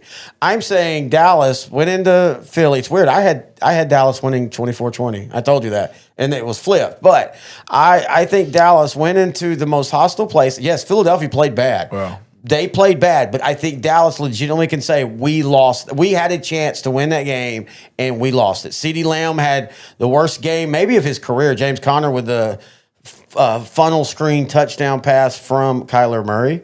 I think CeeDee Lamb had the worst game of his career. I love his accountability. He came out and said, look, that's all on me. Don't talk about Dak. Don't talk about the line, whatever. I said this after the game. I've said it multiple times. If Dallas plays like that consistently, they will make the playoffs. Will they beat the Eagles for the division? I don't know. That story, I don't know, but I think they will at least be in playoff contention. Now, will they play that way? We'll have to see. Yeah, we'll have to see. Right now, I'm very impressed with how they played week 1. I love the creativity on the offense. Schottenheimer, first game, I'm impressed with his play calling. The team looked like a team. Look, as you know, Mike McCarthy got it right as it went, but let's remember how when they first started, of course, a lot was defense, but they didn't look like a team. Yeah. Like they looked weird. They looked unstructured. You know, Mike McCarthy was terrible that first year in decision making. I think he tried too hard, and I think he finally found his rhythm in year 2. But this, like Schottenheimer, looked like he'd been a head coach before. Mm-hmm. The team responded well. They ran the ball well. I like the play calling. Again, the defensive pass rush early was it looked like at first it was going to be a shootout. I legitimately thought it was going to be the first team to 35. Yeah. And then both teams settled down defensively, and Dallas looked like a team that can beat other NFL teams this year and consistently. And I think we overrate how their record was last year. Again, beautiful throw by Rodgers. I don't like a lot of his crap, but my God, he throws one of the best back shoulder fades in the history of the NFL. Like that dude, like he's the guy that made people finally realize, they're purposely doing that because he did it so many times. Yeah. Calvin Austin, first and goal for the Steelers at the 3. Warren. Yeah. Again, they're still going to be run heavy. Which is, to your point, kind of like with Elway in 97, 98, and also 96. It was kind of necessary. It's not only because he had diminishing, like he wasn't good anymore. It's just because it was more effective if the offense was well balanced. The Colts are just pulling away. They're running the ball well. Almost a minute left in the second half. It looks like the Colts are going to pitch a shutout in the first half. Home improvements. Jonathan Taylor Thomas is running well. Yeah. Flacco. Struggling to roll out to the right. Dude, you say that, but that dude just threw a 45-yard whip. I'm talking about running, not throwing. Well, yeah, his hip broke 5 times. His arm is still going to be strong. I love the fact that, he took the Browns to the playoffs. Yeah, in 2023. Yep. B, he was sitting on his couch ready to call it a career twice. Second time the Colts called, and his response was literally like, why not? Not even like, yeah, or let me think about it. Like deciding if you want to eat McDonald's or Burger King. Whatever. If you want me to play, I'll play. If not, I always liked Randall Cunningham. He was actually working. He still has this business. He was working on his home improvement company in Las Vegas. He played at UNLV. Yeah. And the Cowboys came a calling and literally created Randall Cunningham 2.0. See, this is Arthur Smith. End rounds with running backs and wide receivers and tight ends, things like that. And I don't even think that's a touchdown, but they're going to give it to him. That Jonnu? Yeah. Jonnu! That's the Arthur Smith that I think Atlanta thought they were getting as a head coach. Yeah. Simple. Why did the Dolphins get rid of Jonnu? Mike McDaniels does not like tight ends, dude. He likes the slot receiver. He's talked about that. He's a slot. Well, I mean, if you have a great slot receiver, I see the point. Oh, a lot of slots. And a lot of his defense, a lot of his offensive line blocking isn't power blocking. It's space, and you don't want to tight end and that kind of stuff. Yeah. I mean, I'm a tight end guy, but I'm just saying. I know you love your tight ends. I know you love your slots, too. I love my slot. You're a big slot. I'm a big. Hey, CeeDee Lamb's my big slot. Oh, okay. My slot was leaking Thursday night. I looked at your fantasy football roster. It's full of slots. That was my black book, dude. I don't even know if people. I don't know if millennials. Do the millennials even know what a black book is these days? Have we been demonetized? I just want to go ahead and remember the name of the show is Out the Rank. Somebody on one of our shorts. Wait, has anyone had a long touchdown yet? No. Someone on one of our shorts was complaining as he said I didn't get to the point because I was kind of stuttering and stuff. Oh, yeah. And I said, "Sir, look at the name of the show." Yeah. And I loved it. His response was, "Carry on and have a great trip." I remember exactly where I was at that point. Oh, come on! I need a Bijan Robinson touchdown. Former UT. Give me a 20-yard or 21-yard touchdown right here.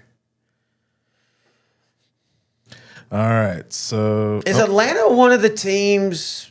They were my pick to win in the South. Like no, they're going to lose in the divisional round to probably the Packers, the wild card round. But man, their roster, you look at it and it's like right down the middle, beautiful 20-0 Colts. Mike Vanderleck. The same number, 13. It is. Danny Dimes, Daniel Jones, former Giant quarterback, leads the Colts to a 20-0 halftime lead. He's like, man, this AFC shit's easy, brother. I mean, seriously, this is the best offensive line he's ever going to have. Now, he has Saquon Barkley, Jonathan Taylor-Thomas, no offense, but you're not Saquon, but you're still great. This is still the best team Daniel Jones has been on as a starting quarterback.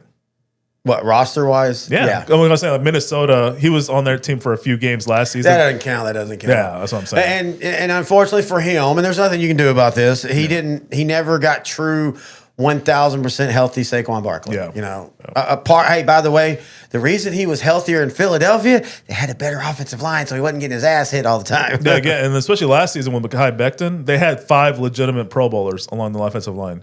That was an elite offensive line. Oh, man, you remember when Pro Bowlers meant something? Yeah. But yeah, Jordan Mailata, Landon Dickerson. Interception. You got to catch. Outside of Tyler Smith, probably the best left guard in football. Then you had Cam Jurgens, who replaced Jason Kelsey. He did well.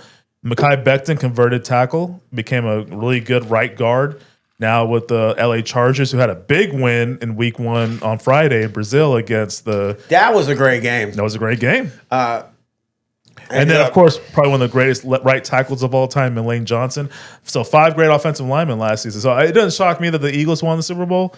Good for them. Of course, as a Cowboy fan, I have to hate them. I'm legally required to. I signed a contract. Young Ho Koo's ready to kick. He struggled last year. He was one of my guys for 3 years. Yeah. He's been the kicker that I just went ahead and, He's your Jameis Winston, but for kickers. Yeah, for kickers. I didn't take him in any league this year. Wow. We broke up. That's a first. Well, he kept hitting the... Are you like Ross and Rachel? You're on a break? No, we're done. Done. Okay. So I will say this now, and I might fail.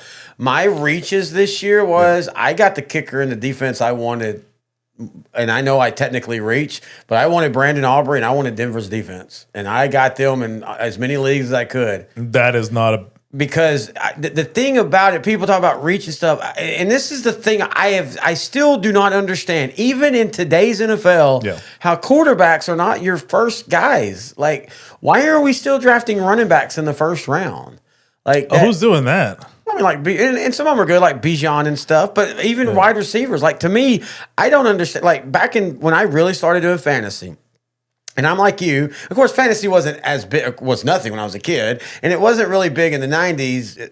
Well, it was, but it was different. I think I've told you this. So I did a fantasy league in 95. It was the first time I ever did fantasy. And this wasn't a matchup league. It was a points league. Just if you had the most points, and it was like 500 players. Yeah. And it wasn't that many, but it was a lot. But anyway, and you could have the same roster. You know, you could have it's like FanDuel. You could have the same players. But the way it worked is you picked your lineup, like you drafted your players, you picked your lineup. You had to mail it, not email it, mail it by Tuesday morning. And then they would mail you the results. So basically, you weren't getting the results for the week before unless you wrote it all down. You didn't even know how you did till like the Wednesday of the next week. But anyway, I've always, man, when I really got into it in the 2000s, Peyton Manning was my first draft pick. Yeah. Every year. And every year he paid off. I mean, he just paid off. And people are like, oh my God, you drafted a quarterback. Oh my God. This dude's going to get me 45 points a game. Why would everybody else would draft Priest Holmes instead. Yeah.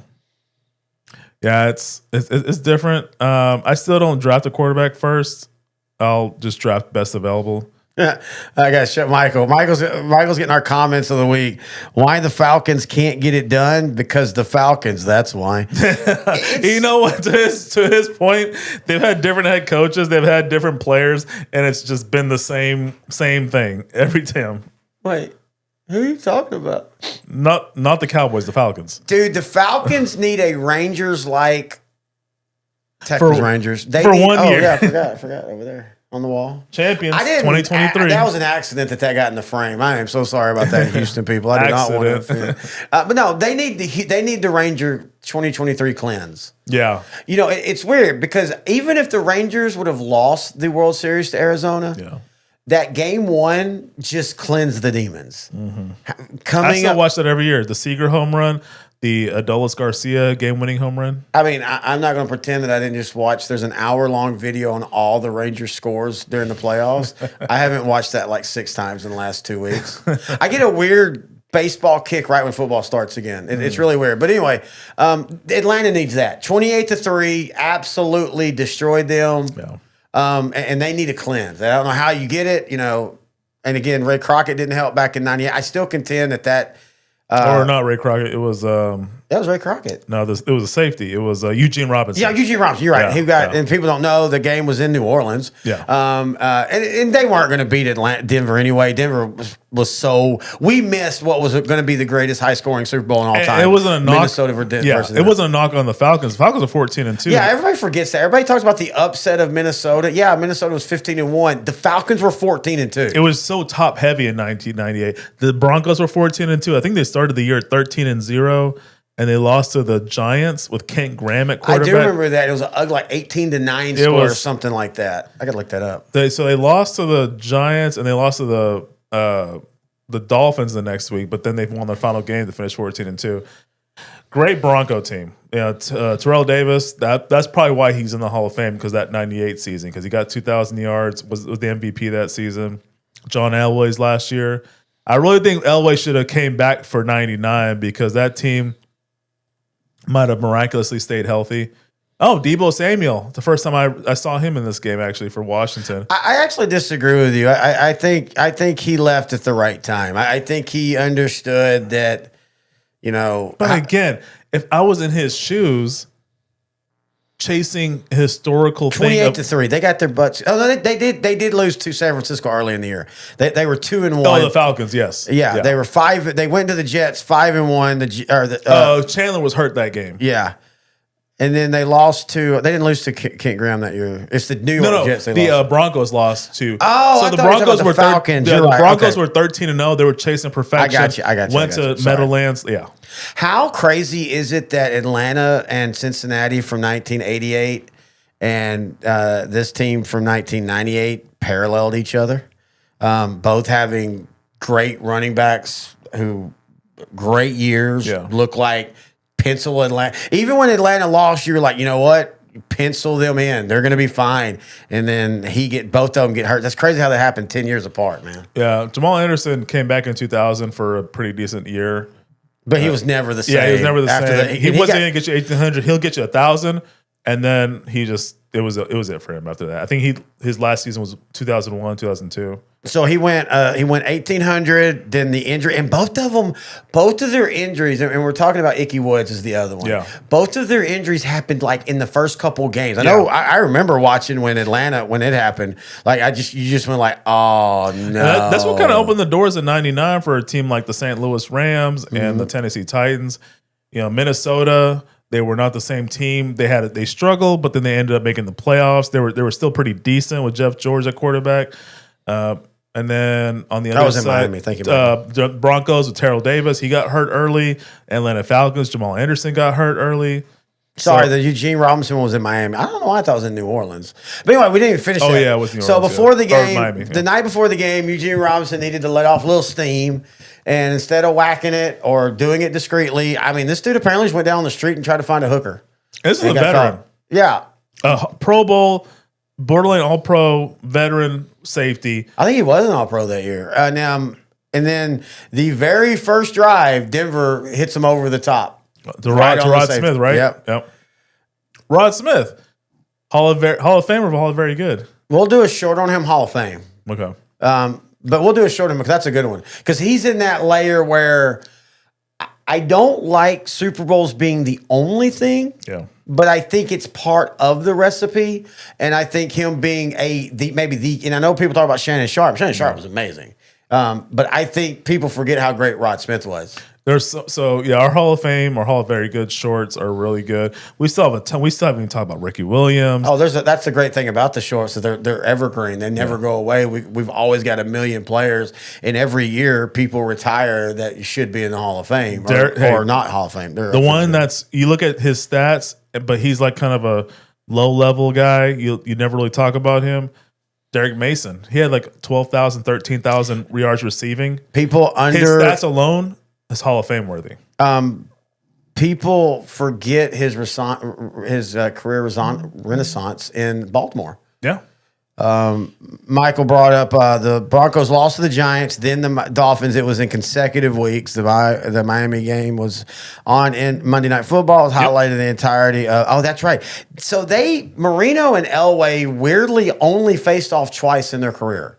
Oh, that's shocking. Two teams in the same division or conference. Yeah. You would think that, but yeah, they only matched up twice. Partly because of injuries, but partly just how the schedules, they just never. Interesting. It's crazy to think that two Hall of Fames, you could make the case that two of the top five quarterbacks played in the same era, yet they only played twice and never in any truly meaningful game. I still remember the 94 Monday night game with Montana and Elway. The Chiefs played the Broncos. Chiefs win in the last minute. Yeah. That was a great game. And the Broncos had such a bad start to that season. I think they were like 0-4. They ended up finishing 7-9, but it was just such a bad start to the year. But it was just such a great game. I remember. I thought that was a touchdown. I did too. Jaden Daniels up the middle. I remember the talk was, is Elway done?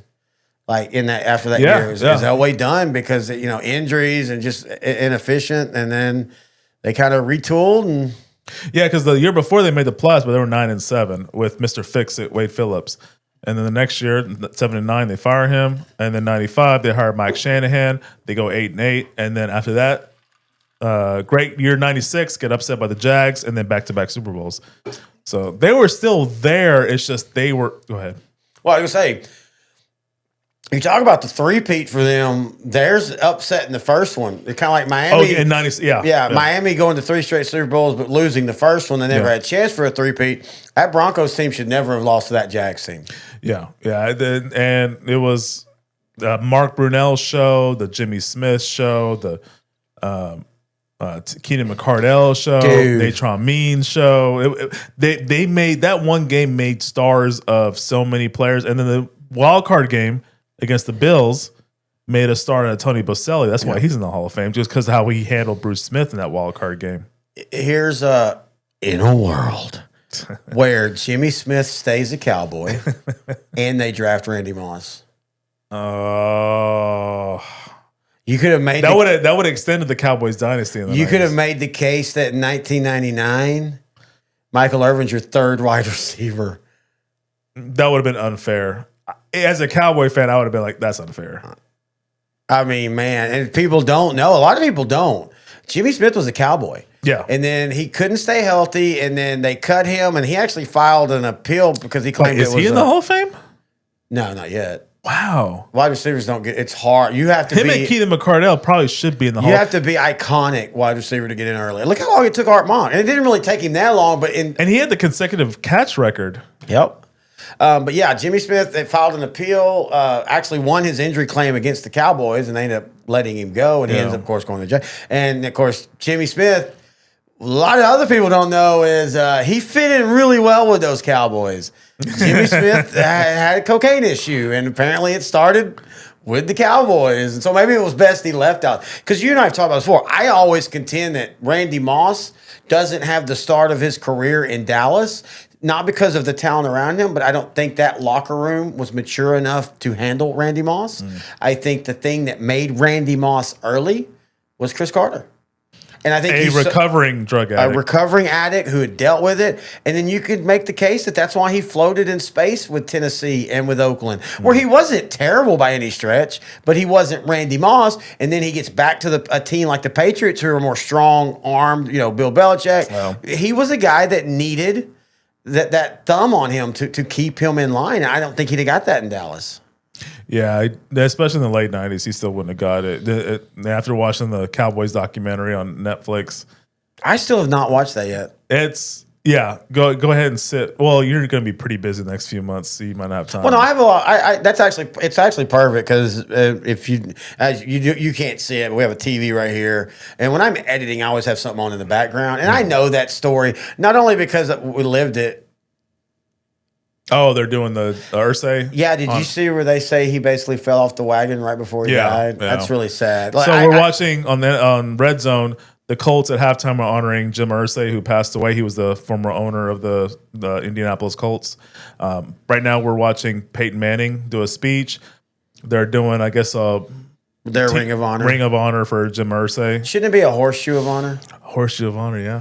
I think Jim Irsay is the type of owner we need in football. I know everybody's going to talk about his drug-fueled things and all, but that's my point. We need that. He was a character. Yeah. Like, he was Jerry Jones on cocaine. Yep. And you need guys like that. Like, he was fun. He told you what he thought. Moose just aged so quickly.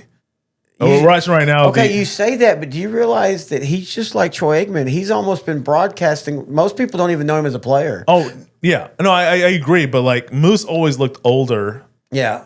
When he retired. He just, like, right now we're looking at Daryl Johnson. He got that white hair. It's looking pretty good on him.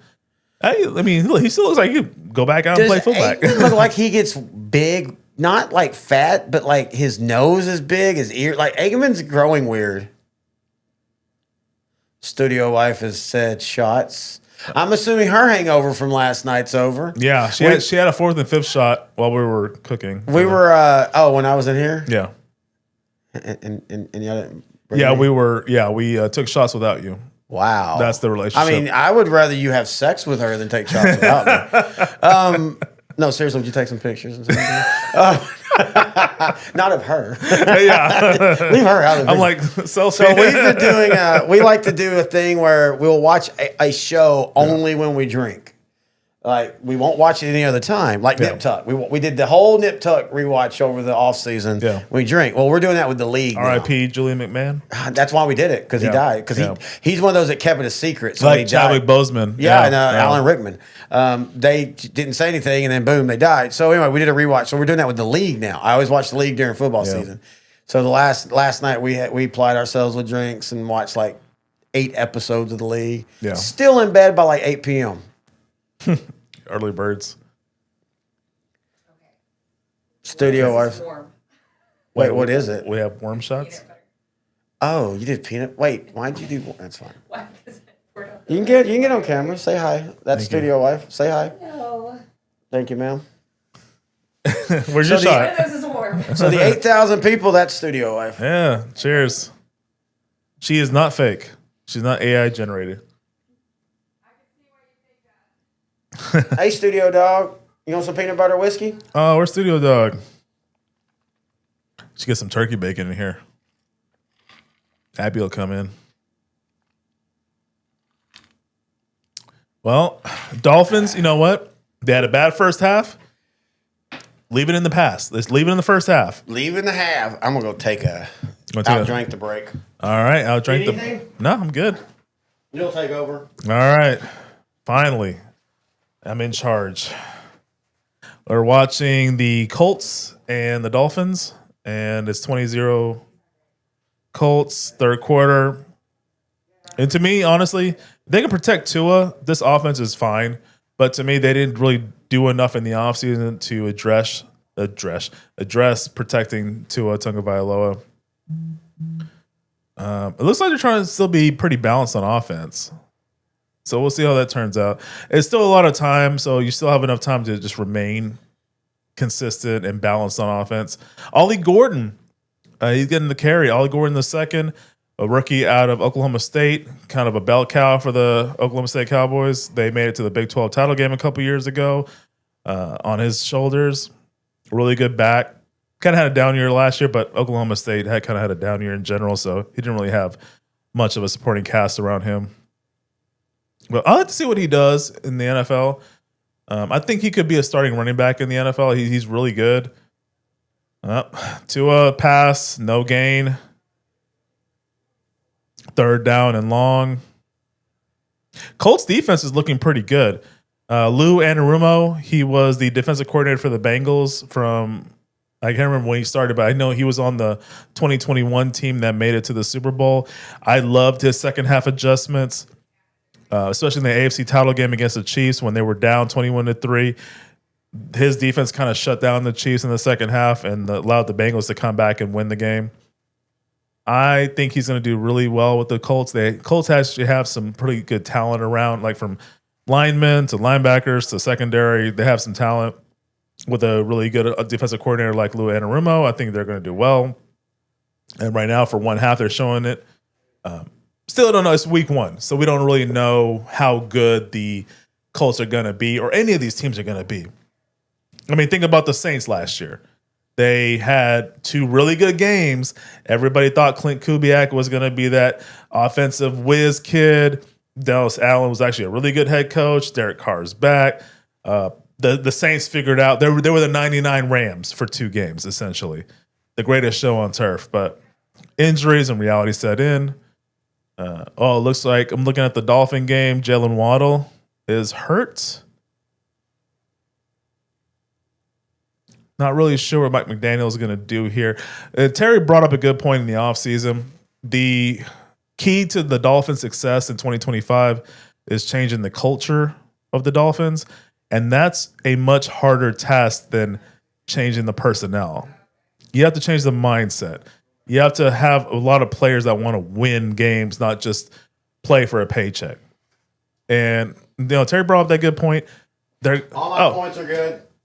Yeah, that 1 point's good. And, as I was trying to compliment the Dolphins, turnover galore. Did Tua throw another one? Did Tua throw another interception? Oh, boy. Well, the rookie, Latu, I think, he's Latu. Yeah, interception by Colts. Wow, that's 2. When does Tua? I think they have to make playoffs or Tua's not starting quarterback for the Miami Dolphins next year. I think they do a wholesale change. It's like I was making the point right before you came in. Like it's going to be a whole culture change. They're going to have to either. I don't think roster churning is going to do it. I think they got to just change everything.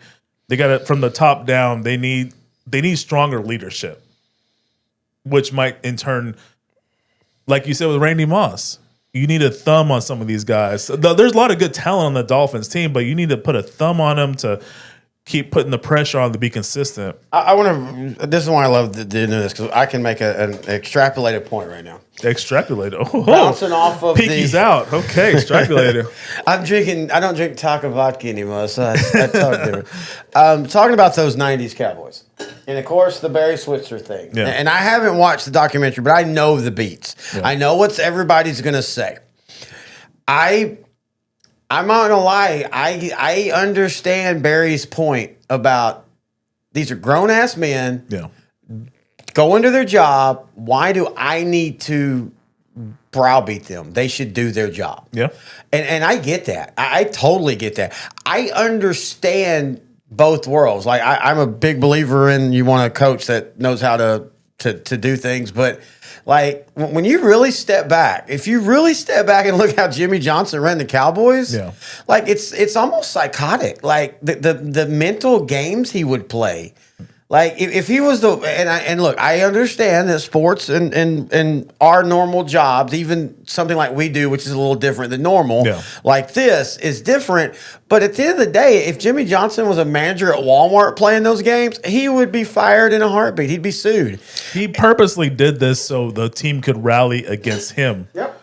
Which is kind of, it would seem counterintuitive, but rallying, brilliant. yeah, it is brilliant because you're rallying your entire team against you, but it in turn makes them a better team. There's a guy, if this is a real guy in history, but there's a guy in Band of Brothers, Joseph Sobel, who was known as being just a hard ass when they were training. Like he would like one day he was like, "Hey, we're gonna do nothing but indoor, so let's give them spaghetti as a reward." And then, oh no, we're gonna go run the mountain, and they'd all throw up and stuff. But it was brilliant because, as one guy said, do you know one guy here who wouldn't just go to the ends of the world just to piss in his bucket? Mm-hmm. That's what Jimmy Johnson did, and Jimmy Johnson said that's why. Look, these people that believe that Jimmy Johnson would have stayed 7-8 years, that wasn't going to happen. Jimmy, I don't know if it's because of the book that he wrote, and I love the book. I have it on audiobook, and it's a great book. And he tells, and I don't think he's lying, but I believe Jimmy when he said it back in 1996. I always had an end date, and it had nothing to do with Jerry because I understand the way I coach. I have an expiration date. I don't want to be this way. I don't want to do it, but that's the way I have success. I just don't feel that he would, after 2 straight Super Bowls, would not want to chase immortality and get a 3rd straight Super Bowl. That's my thing. But okay, And I just don't. Okay, I just think. So then that's it. I can see the very That's next season retiring. That's on him then. That's his ego. Because you're telling me you could deal with it for 5 years, but you couldn't deal it for 1 more year if you really wanted to? That's why I don't know what. Again, I'll never know what happened. But anyway, I also liked what Barry said about Troy. And I love Troy Aikman. You know, I'm a Cowboy fan and all that. But Yeah. I love what he said at, he goes, Troy, they show Troy, I felt we weren't physical enough at practice and stuff. And Barry Switzer said the great line of, the only guy who wants a more physical practice is the quarterback. Why? Because they're not the ones getting hit. Yeah. And I agree with him. Yeah. I'm not saying Barry Switzer was right, and I don't think Barry Switzer was the right hire. But a lot of what Barry, and Mike McDaniel's not necessarily Barry, but he has that.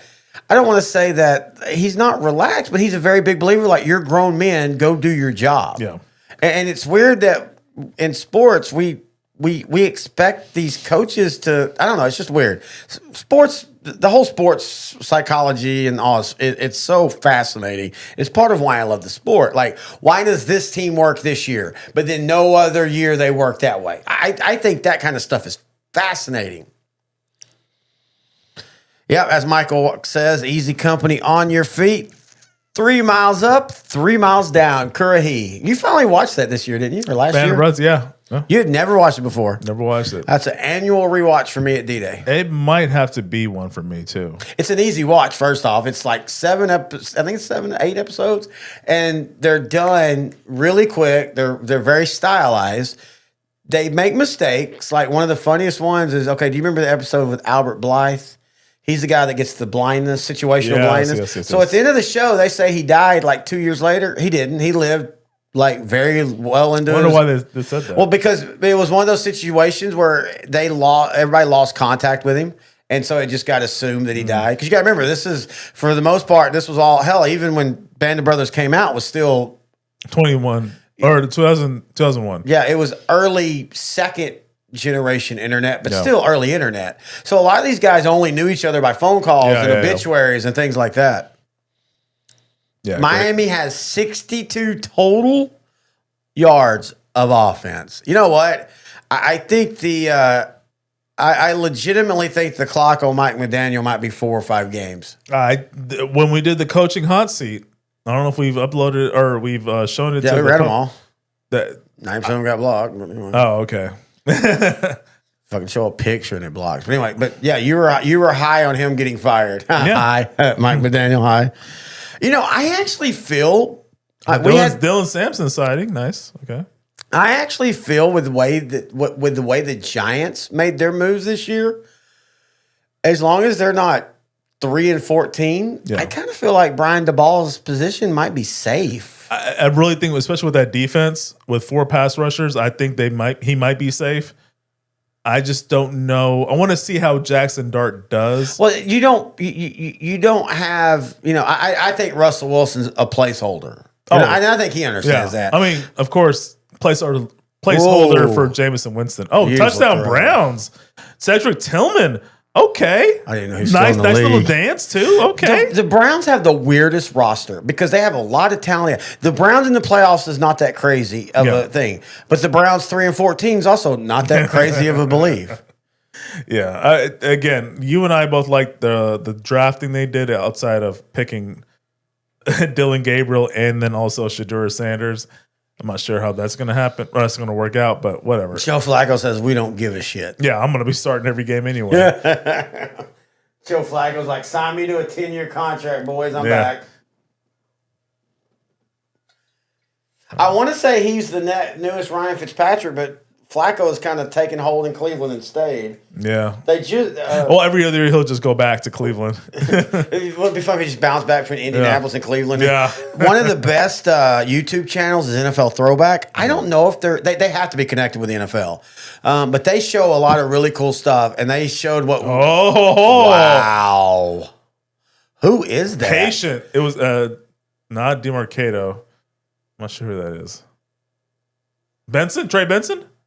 Wow! Good job, Trey. Dude, that was a great move. We almost were at a peanut butter shot, but they showed the video when he. Oh wait, this is peanut butter shot territory. Oh, it's Russell. Never mind. So anyway, Brian DeBall is going to be fired after this week. Yeah. But the NFL Throwback Channel showed the what became the Fitz Magic game when he was with the Rams and he came back against the Texans. Oh, okay. That was kind of the beginning of that.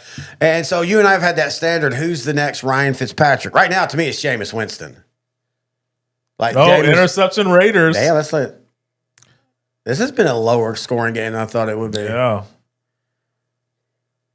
I kind of like what I like what the Patriots did in the offseason. I like what the Raiders did in the offseason. I kind of am rooting for both teams. So I kind of hate watching them play each other right now. Yeah, because somebody's got to lose. Yeah. So Buccaneers, Falcons. I wish they went with different uniforms, like you said earlier. But in saying that, both of them have great current looks. I was going to say this earlier. I like the Buccaneers look. I just Falcons. Don't like Falcons. it in comparison to what the Falcons are wearing right now. Do I have that one up? No, I have The the red gold. helmet Falcon with the black is perfect. Yeah. So the red helmet you have up there with their black uniforms. Well, I know you're not a fan of them. I like the 80s red on red with the gray pants. I yeah, thought I'm that not a looked big good. fan. But again, if they tweak it a little bit for today's NFL, I might like it. If they get like what the Vikings did, where they get the helmet and jersey to match, I'd be perfectly fine with that. That took them 400 years. Yeah. But the Falcons don't have a bad look now, though. That actually kind of matches the Falcons. Yeah, there's match straight. Yeah. Yeah, The Vikings are perfect though. I know for some reason the ATL annoys them, but that Atlanta literally goes by that. That's just culture. If you go to Atlanta, they literally talk about they're the ATL. Yeah. The Falcons have never had a truly bad uniform. And by the way, you're talking about culture. That's why, even though I agree with you, I don't like the alternate Houston. I don't like Houston's look. I'm sorry. They spent a while, and probably spent millions with marketing trying to figure out what the new look's going to be, and they still got it wrong. But everybody from Houston, got to miss field goals. That is for them only then, because that But looks it is, terrible. because It looks terrible. They love it. It looks terrible. They love it. I hate it. Anybody from Houston, I tell you, they're still the best look is their standard black or standard dark helmet, all white. That's their best look to me. I agree. They originally had a white helmet. I would be fine with that. With the blue. It was a blue red. It was the same. It was the same horn. That'd be perfect. And then and then they could do the blue jersey go right above you. And white jerk. Yeah. That was bought the day after they beat the Cowboys. That helmet. Oh, 2002. Yeah, that's one of the things most people don't know. So yeah, white helmet, keep the logo the same. That blue jersey, white pants with blue red trim. You're dropping stuff. Sorry. Yeah, that'd be perfect. That's the crazy thing is most of these helmets are over 20 years old now. Yeah, 20. That's 23 years old then. From what you're saying. I mean, the newest ones were the ones when Studio Wife for my birthday or Valentine's, I can't remember, just completed the set. I had like 9 to go. Yeah, and she bought them all, but everything else is from like 2002. 20-10 Zona leads, which we both thought that the Saints might have a not so great season this year. Yeah, but I hope they keep Kellen Moore. I think Kellen Moore's going to be. Oh, they're not getting rid of him. Yeah, I think invest in him. Nice. There's Jacoby. I want to be traded. Myers. Yeah. Oh, against his former team, the Patriots. Who they regretted letting him go. Robert Kraft said that. Like he's an affordable wide receiver 1. Like why would you get rid of him? I think he's a high-end wide receiver 2. Like a better Gabe Davis. Gabe, poor Gabe. Back with the Bills.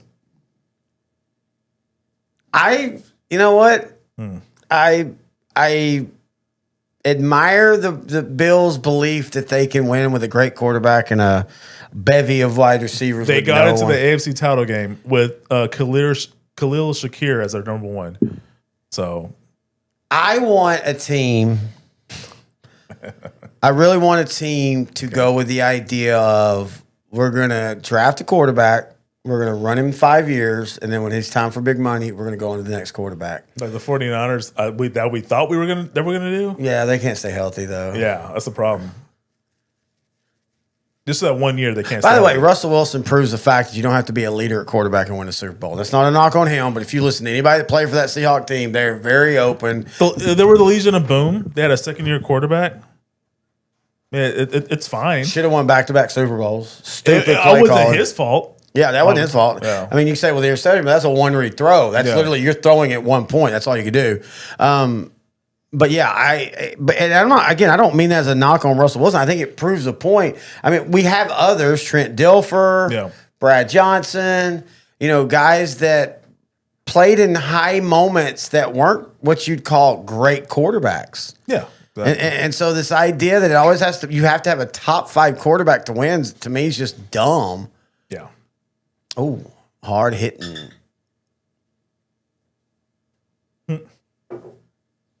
That was the nickname for Mark Whitten. Hard hitting former Whitten. St. Louis Cardinal hitter. He could hit 4 home runs in a game or strike out 5 times. Yeah, You I never still knew what remember you the were gonna celebration when he hit 4 home runs. The other, his teammates did the little thing where they had the bats. get. Like a wedding. Yeah, like a wedding. Yeah. Yeah. Pretty good. Well, so first and goal at the 3 for the Vegas Raiders. They're down 7-10. Third quarter, a little under 10 minutes left. Still early for both teams. Hands it off to Ashton Genty. Touchdown, Genty! First touchdown for Ashton Genty. Nice. Welcome to the NFL, sir. I have him on our fantasy. Good for you, I guess. Actually, I think I'm getting my ass kicked in both of them. Ooh, you won both leagues last season. Good job. I became the first. I mean, we only had There's never been someone that's 3 won both years. leagues. Yeah. Maybe Mr. John Stafford might. I projected to lose both of my games. Again, for some reason, I always struggle in week 1 games. I don't know what it is. Again, though, I think it's because I draft for week 7. Like I said, some of these guys today will get, 15 touches, where in 9 weeks, they'll be getting 25 touches. Yeah, exactly.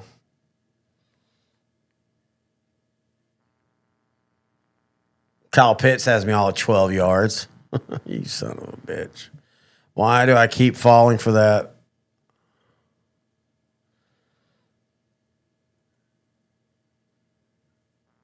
The good uniforms versus the ugly uniforms, a.k.a. the Cardinals versus the Saints.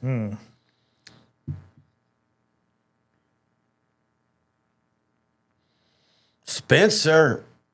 No flag. Is that Marcus Colston?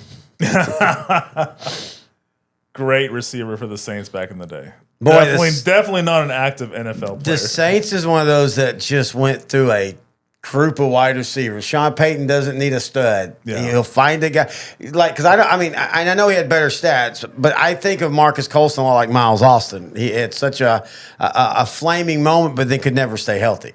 Well, then they had Michael Thomas. He couldn't stay healthy. Yeah, he was a stud. Isn't he technically on the roster? I remember still? Squint, and he looks Isn't like Thomas Patrick. still on the roster? No, I don't think so. I'm saying so right now the Saints, their starting quarterback Spencer Rattler, former Sooner, former South Carolina Gamecock. If you squint and look at Spencer Rattler, he kind of looks like Patrick Mahomes. Yeah, I agree. Now, actually, his play is definitely not the same, but if you squint and look, he looks like Patrick. no, he's not on the roster. I don't know. I thought he was. Calais Campbell in his 500th season in the NFL back with the Cardinals. I think he'll probably finish his career with the Cardinals. I kind of like that poetry. Yeah, he's drafted in the first round in 1982. Still a solid. He's become more of a solid run defender than pass rusher. Which is great. I mean, the Cowboys 2 years ago would have loved to have Calais Campbell. I mean, the Cowboys of 2025 would love to have Calais Campbell. And 2026. Jesus hey, please Christ. don't retire after Yeah, this season. come over here and just set the edge for whatever 12 games. money you want, we'll pay it. Shaheed. So, Again, put your mouth guard in. What? There's no reason to not have your mouth guard in. It's not cool. You look like an idiot when you don't have your mouth guard in. Can someone at least tell me? Like, okay, I had a friend's son tell me that it was like showing that you're tough to not wear your mouth guard. No, it's just stupid. It's just dumb. Wow. Wear your mouth guard, We've please. seen some missed field goals today. Look, you're playing football. You've proven you're tough. Like, if anybody that's played football knows, football, like, you and I have had this conversation. Grant and I have had this conversation. Yeah. Football is a sport that... Ooh. What a beautiful interception. Nice interception. We've seen some tip drill interceptions. But football is a sport that you love on game day. Yeah. You hate it the rest of the time. Yep. Because practice, especially back in our era, practices were grinds, physical. You're just throwing your body at people all day long. That's proving how tough you are. You don't need a damn mouthpiece out to prove that you're tough. That's just stupid. Like, that's It's showy. Just like social media, it's just showy. big thing in high school now is for guys to have two mouthpieces. One in and then one that hangs on their helmet. Uh-oh. Stupid. Are we about to have our first 60-yard shot? Are we about to No, have our no, first no, 60-yard no, shot? no, no. Go. Tackle, Hit that. tackle Hit him. that. Go. No. Son of a bitch. Son of a bitch. On that note, I'm going to take my first break. All right. I'll see you Intern in a Noah's couple going to minutes. take a break. This break is brought to you by Kroger's as he's going to go eat some queso. Oh, well, yes. That's great, dude. Speaking of Kroger's, as I said today, we're doing the traditional queso. We had some Texas breakfast tacos this morning. We're also going to do some ham and Swiss sliders, turkey and Havarti sliders. We have a charcuterie tray. Probably finish the night off with a little bit of Ben & Jerry's ice cream, all gotten at Kroger's. Again, no matter if you're trying to do a football party or just putting food on the table every night at dinner, go to Kroger's, sign up for their loyalty card, get great deals off, and go to Kroger.com for all your specials. So the Falcons and Buccaneers are tied 10-10 with 9 minutes left in the third quarter. We're starting to get close to the witching hour. Not there quite yet. Mayfield intercepted. Great interception. Oh, no, he dropped it. He dropped it. Watts, I think he's a slot corner. Oh, great defensive play.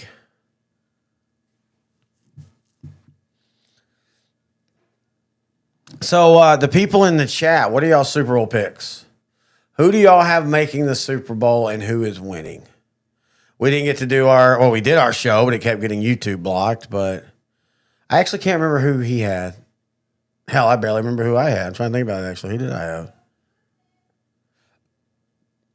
I think I had Baltimore beating Philadelphia. Mayfield on the run, going to get all the way inside the 10-yard line.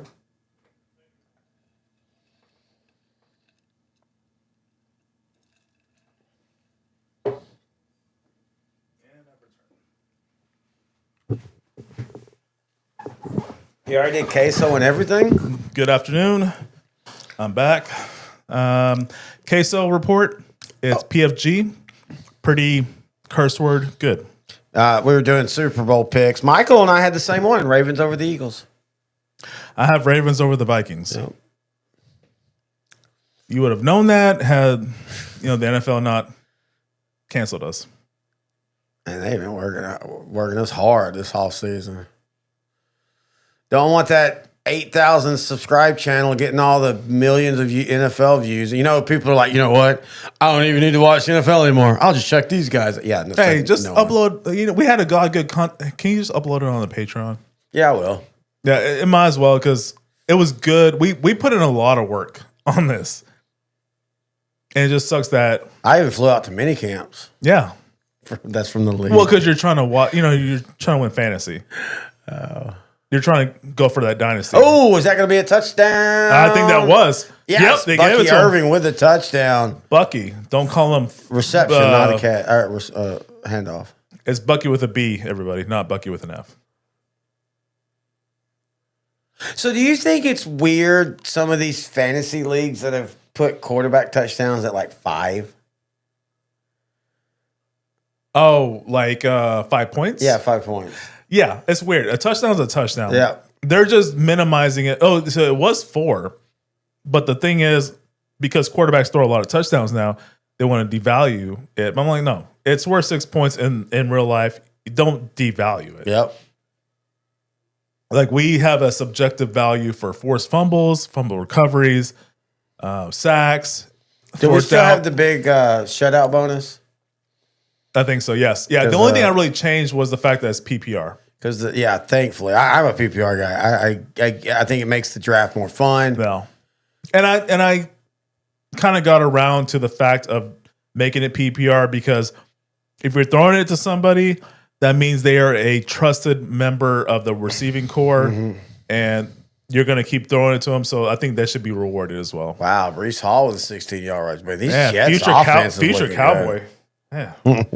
For a 5th rounder. You kidding me? I would get Hell yeah. get rid of that 5th rounder immediately for Breece Hall. And if Javonte Williams is back to what he looked good. He looked good as a rookie. He wasn't asked to do a lot. I do feel bad for Miles Sanders. He had the big break.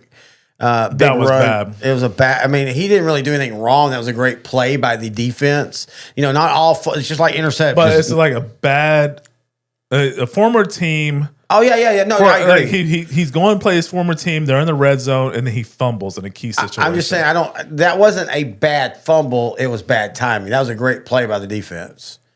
Breece Hall now with another big run, but look how he hit this turf. I have a feeling Breece Hall might be done for the day. He got up and all, but watch. Okay. They skipped it. Okay, we'll give you a 7th rounder now. Speaking of TJ Watt, as he's on the screen again, and one of the knocks on Micah Parsons is, he doesn't show up in the playoffs. Everybody needs to go look at TJ Watt and Myles Garrett's stats in the playoffs. They're not that great, and they're on the same almost the same level as Micah Parsons. That's weird. I'm saying that because I'm the one that said, "Hey, I'm not that mad that he was." Look, it's okay. Let's just talk about it. To me, I'm okay with trading a superstar like Luka Doncic or Micah Parsons. But my only problem with both trades is, did you get proper value in return? I don't think the Mavs did. I think they did. I think the Cowboys did. Did he just throw him in the end zone? Is he okay? Okay. It had like a weird fall. No, I don't. He threw him in the end zone, but that's not a touchdown. To me, the Mavericks, the Cowboys got the right value at the time they made the trade. But they should have made the trade back in April when they could have got way more value. I don't disagree because with that. there was more teams that had the cap space to acquire someone like Micah Parsons versus August right before the NFL season starts. My only argument against that, it's not really an argument against it. It's that there was only going to be a select number of teams that would go for him anyway, because nobody that wasn't a true Super Bowl contender goes for that player. Because all you're doing is adding 100 and something million on your contract. And if you're an average player, average team, let's say you're a 9-8 team, and he might make you a 10-7 team, it was always going to be someone that was. Oh yeah, I mean, you're not going to pay that much money for a one game improvement. Or you shouldn't. I mean, there would be somebody. I guess maybe there would be, but No. I agree with you on the timing. More of on the draft. Now I like who they got, but maybe that changes your draft. Maybe it changes it for the worst. Draft. Yeah, maybe it changes it for the worst though. Maybe they try to go for a project instead of getting a guy like they did in the second round. Perhaps. I don't know. It never felt like and. I have no basis in this. This is just pure feel. Yeah. I never thought he was a forever Cowboy. I don't know why. It just never felt like he was. And it's nothing he did. Because, dude, it sounds like he basically kind of gave, like, hey, I'll take it. Just like Luka Doncic. Well, no, I don't. Luka wanted to stay here. Oh, yeah, Luka wanted to stay here. But I always thought Luka was a forever Maverick. Because in the NBA, you don't give up generational talent. We can make the discussion if that was the correct draft or not, or trade, but you don't do that. In the NFL, you can, because it's just different. But I mean, apparently Parsons went to Jones like right before his trade, said, "Hey, I'll take the deal." And Jones at that point, and I look, I have a lot of issues with Jerry Jones. We've talked about this over the years, on the air, off the air.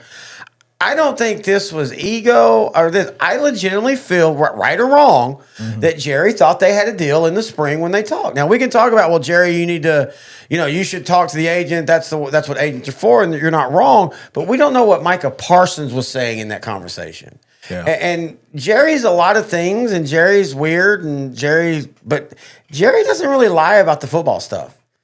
Like, he kind of tells it like it is, right or wrong. Like, he's admitted, hey, I overreacted with Jimmy. I should, he's never said I shouldn't have, but he's admitted, yeah, I probably overreacted. Or as he said, cooler heads should have prevailed, meaning they should have talked. They did try to talk to the next day. Wish they could have been more. He could have been more, him and Jimmy could have been more direct about that whole interaction after the Super Bowl. Yeah. We all know the interaction. But they never really were direct about it. Yeah.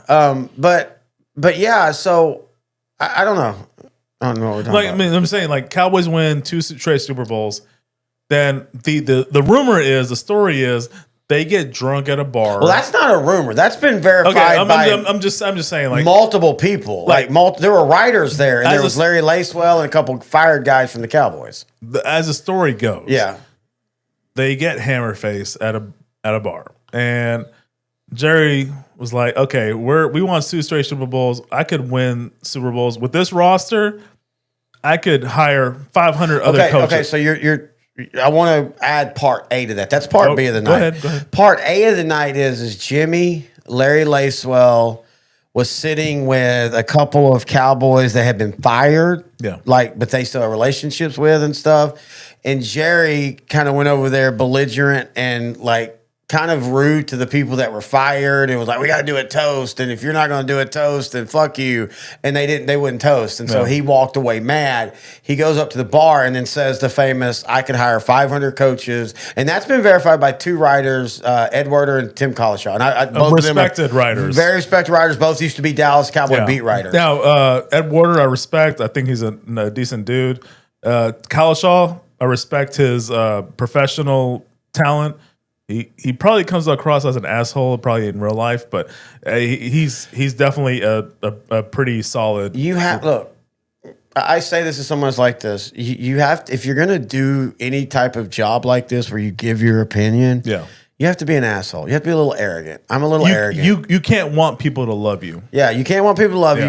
You want people to listen to you. Yeah, I'm a little bit arrogant. I'm a little bit like, these are my beliefs and thoughts in sports and all that. Yeah. I also respect Tim Collishaw being very open about when he had a drinking problem and how it nearly destroyed his life and how he came back from that. And I will always listen to his opinion on sports because I respect his opinion. By the way, what was the show he was on?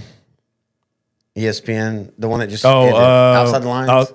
No, the one with that's with Bob Levy. Yeah, what's the one with the reporters? Around the Horn? No. Yeah, Around the Horn. Okay. I don't understand why ESPN got rid of that. Like that makes no sense to me. I loved it. Like well, that was, but I didn't watch it in the last few years. So well, nobody watches ESPN anymore, and it's got nothing to do with politics. It's got to do with I don't need ESPN to get it's information. just shock jock. Yeah, I don't need ESPN to get information now. It was like Howard Stern was in the 90s. It was just shock radio. Yeah. Like Stephen A. Smith, Pat McAfee, those are the headlines. And they're just I really liked Pat McAfee when he first started. Me but too. He's just douche humor now. Me too. I subscribed to him, and then I subscribed to him when he went that way.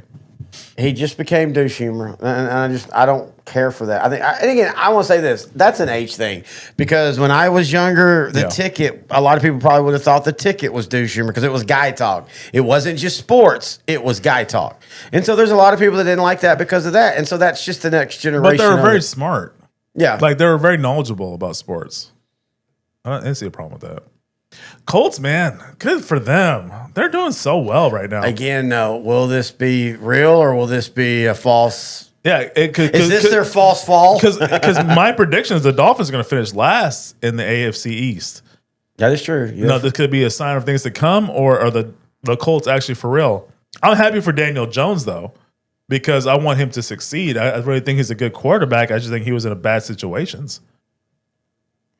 Oh, Ted McMillan from Arizona, the rookie receiver that the Panthers drafted, gets a first down.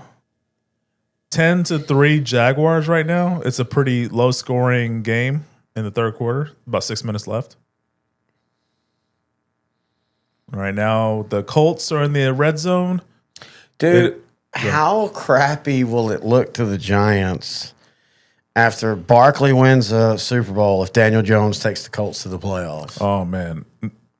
To me, like, I had Tomlin, the Steelers head coach, as one of the top coaches in the hot seat, but number one, to me, was the easiest number one. It was Brian Daboll. Yeah, but again, as we talked earlier, I don't know if he's on that as much of a hot seat as we think. If they start poorly, what they did on the defensive front, I'm very happy with. They got 4 pass rushers. They got Javon Holland at safety. Nice. 30-0, or about to be 30-0 Colts. In the fourth quarter. So, Colts are going to go 1-0. Dolphins are going to go 0-1. All right, okay. Switch into the Buccaneers and Falcons. Buccaneers are up 17-10. 3 minutes left in the third quarter. Falcons driving, though. I predict Bijan Robinson will have 1,000 yards receiving this year. Ooh, the Roger Craig, Marshall Faulk. He's got 5 for 94 right now. Okay, so the ball's at the 15, 1st and 10 for the Falcons. Bijan.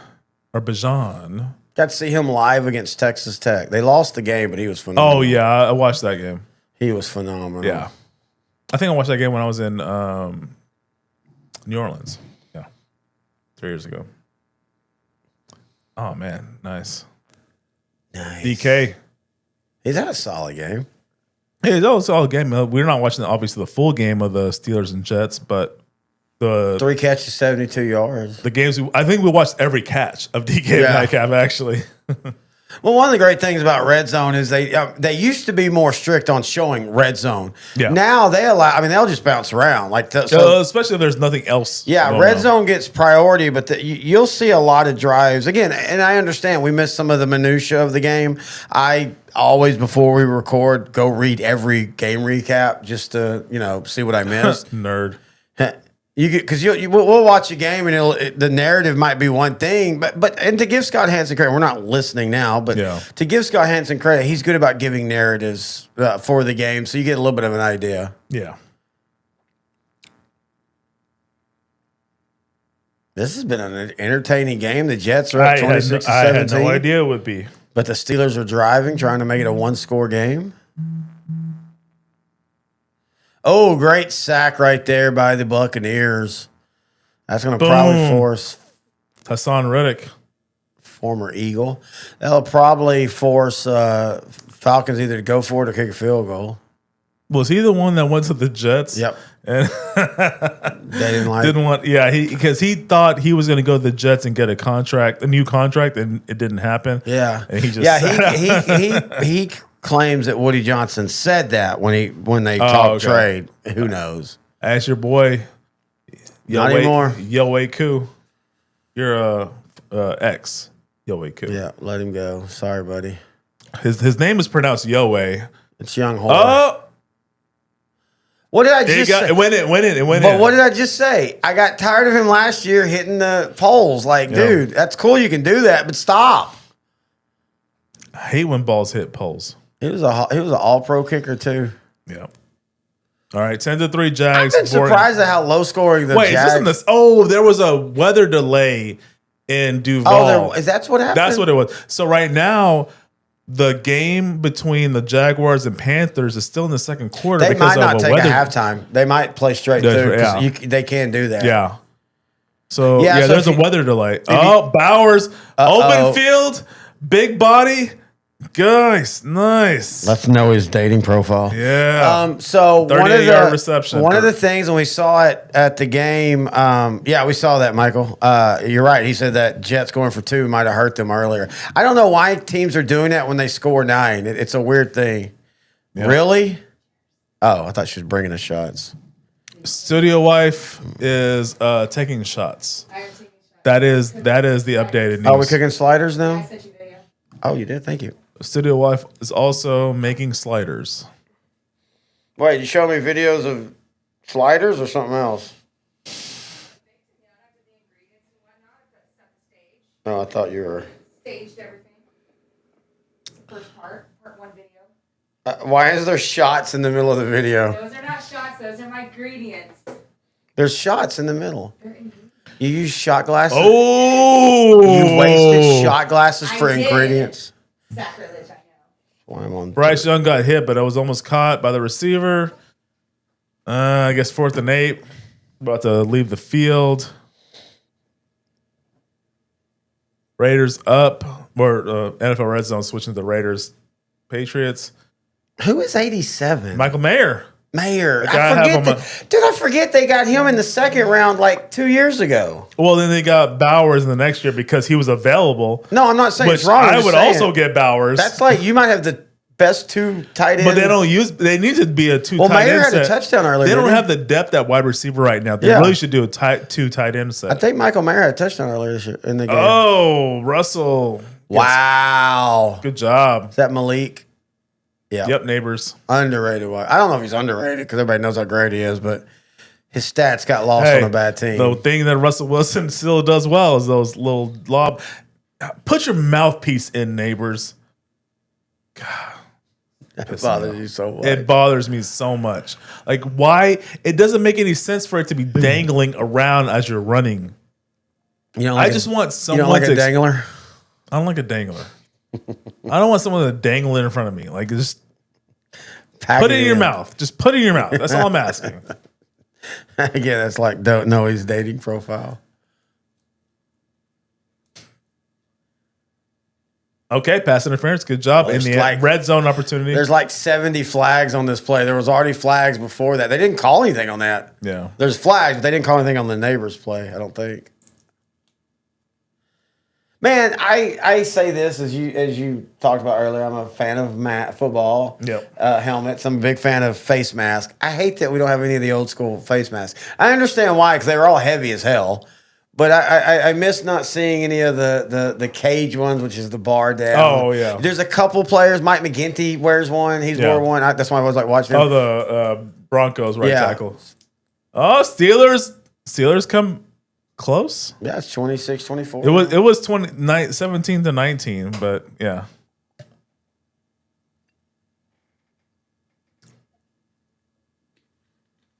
All right. Well, Steelers keep it close. The Giants are trying to get their first touchdown of the 2025 season. I think if the Giants get an offensive line, I think they'll revert back to their 2007 or 2005 to 2012 self. There was a stretch. Like right now, the Giants' offensive line has not been good, but there was a stretch from 2005 2012 where the offensive line was actually pretty solid. Yeah, but they drafted high and have been bad drafters on their offensive line. Yeah, Evan Neal been big bust. Andrew Thomas was good, but then injury issues and stuff.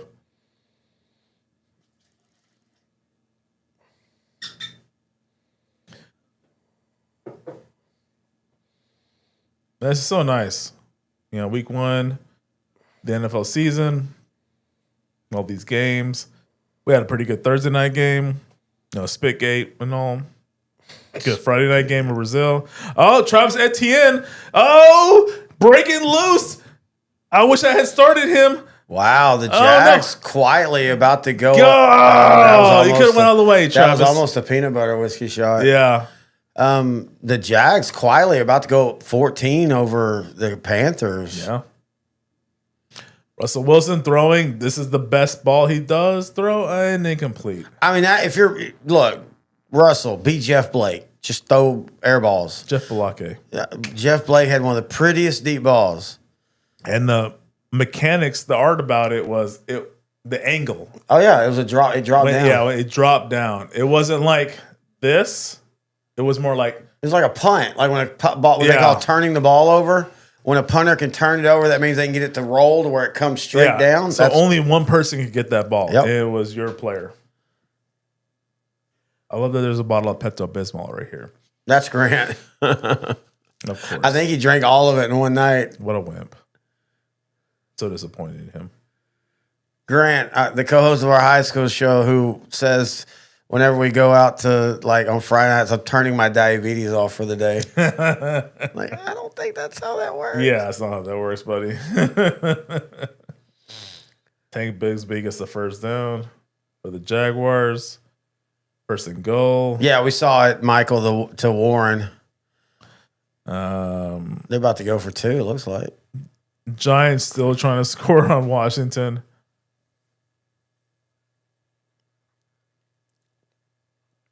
See, Steelers on offense. Aaron Rodgers trying to will this team back. Oh, wait, 2 to points. another one. Wait, what happened? Whoa, I'm sorry, Michael. What happened? The Steelers got the ball back. Oh, yeah, because it's not 2-point conversion because it was 17-26. And they scored sometimes a touchdown. we're time delayed. Yeah, let me go ahead and look online. Michael brought up how Florida got beat last night. Hey, look. Against South Florida, right? Yeah, there's already been, Tarleton State beat Army. Insane. Clemson was on the ropes to Troy State for most of that game. But, yeah, USF beats Florida. Man, Florida is in that situation where they've got to figure themselves out. And I don't think firing a coach every 3 years is the right way to do it. Huh. Let's see. Baylor beat SMU in a thriller, winning in overtime. Yeah. By the way, we'll be having a college show this year. Basically, we're going to do some live shows, but we're going to go back to having more recorded weekly shows. Just easier to do. Fumble by the Jets. Is that what it was? Who fumbled, did it say? See, Chris Baldwell kicks a 64 yards. Gibson to the Jets 20 for 19. Fumbles. Oh, so it was a fumble on the kickoff. Gibson fumbles. Gainwell causes the fumble. Also recovers the fumble. Oh, wait. Gainwell creates the turnover, and then Skowerneck, the one guy who scored the first touchdown for the Steelers, he recovers the fumble and returns to the 22. Okay. Hey, good job. Hey, Ron. Mario says the Baylor SMU game was great. Too bad it was on the CW. Yeah, the CW having sports is weird. Brian Thomas Jr. Yeah. Increases the Jaguar lead to 2 touchdowns. I'm a little surprised at how lifeless the Carolina Panthers have been in this game. Especially because, in 2023, Dave Canales kind of unlocked what we saw as a potential for. But then I still go back to, and I know it's random, but I still go back to the Carolina-Dallas game right in the midst of this unlocking, and then Dallas just browbeat a Dallas team that was completely injured, browbeat the crap out of that Carolina team. No. 2023. I was thinking about last year, at the end of the last year. No, that was, okay. So I'm thinking 2023 when he was the OC for Tampa. Oh, okay. I thought you were talking about Bryce last year. No. Okay, I got you. Yeah. You make a good point. We'll come back to that. But 2 years ago, that's how Dave Canales got the job with Carolina. It was how well he basically unlocked the actual potential everybody saw in Baker Mayfield. Okay. There's a hand raised. So why did Jacksonville hire the next Tampa Bay offensive coordinator? Did he unlock? Did he double Because unlock? no, he did. That is a good point. Like you sound ridiculous, but he actually did. Raycom. Sorry, I had a Baker was great in 2023. They won a playoff game. They were pretty competitive in the divisional round against the Detroit Lions. But in 2024, during the regular season, Baker Mayfield had never been better, even better than he was the year before. And a lot of it was attributed to Liam Cohen. Old Duval. Why can't they just attribute to Baker Mayfield? At some point, if it happens again this year, it'll be attributed to Baker Mayfield. Well, that offense coordinator get hired because again, there has to be one consistent. That offense coordinator might be the new head coach of the Panthers next year. Maybe because I think Canales is on the hot seat if they don't. If they don't start scoring, yeah, because I don't think the Jaguars' defense is that good. They're good, but yeah, you're right. They're underrated, but they're not that good. I think the Panthers. First of all, I just don't think that owner's. I mean, hell, he fired what's his name. I don't think he gave Matt Rule a long enough chance. I'm not saying Rule was good, but like, damn, like you got to give. You can't just keep going. We're talking about Florida Gators. Yeah. You just can't keep going through this cycle of firing a coach every other year and expect things to change. Yeah.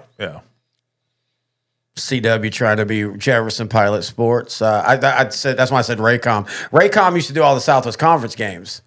Raycom Sports. Touchdown. Oh, Devin A. Chain. Isn't that A. Chain? 4th and goal. 6 minutes left. Are they going to? There's still plenty of time. I don't know if they have enough time, but there's still plenty of time to make it close. Yeah. You don't want to onside. It's 30-8 Colts with 6:41 left. This has been a great game, a lower scoring game than I think we all thought. Which I'm not sure if that's a compliment to the Bengals defense or a compliment to the Browns. Beautiful play. Joe Flacco scrambling. I can't believe I just said that.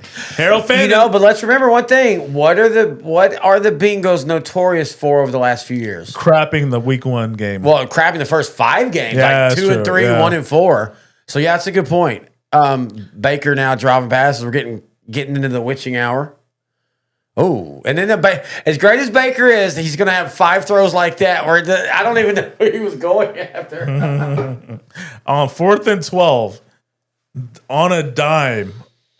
So now Justin Fields trailing after the Jets had been up by 2 scores at one point. Yeah, I mean he left the field when they were up 17-26. Yeah, this isn't on Justin Fields. Justin Fields had a really solid game. It reminds me of going in the way back in 2004, Vinny Testaverde era Cowboys.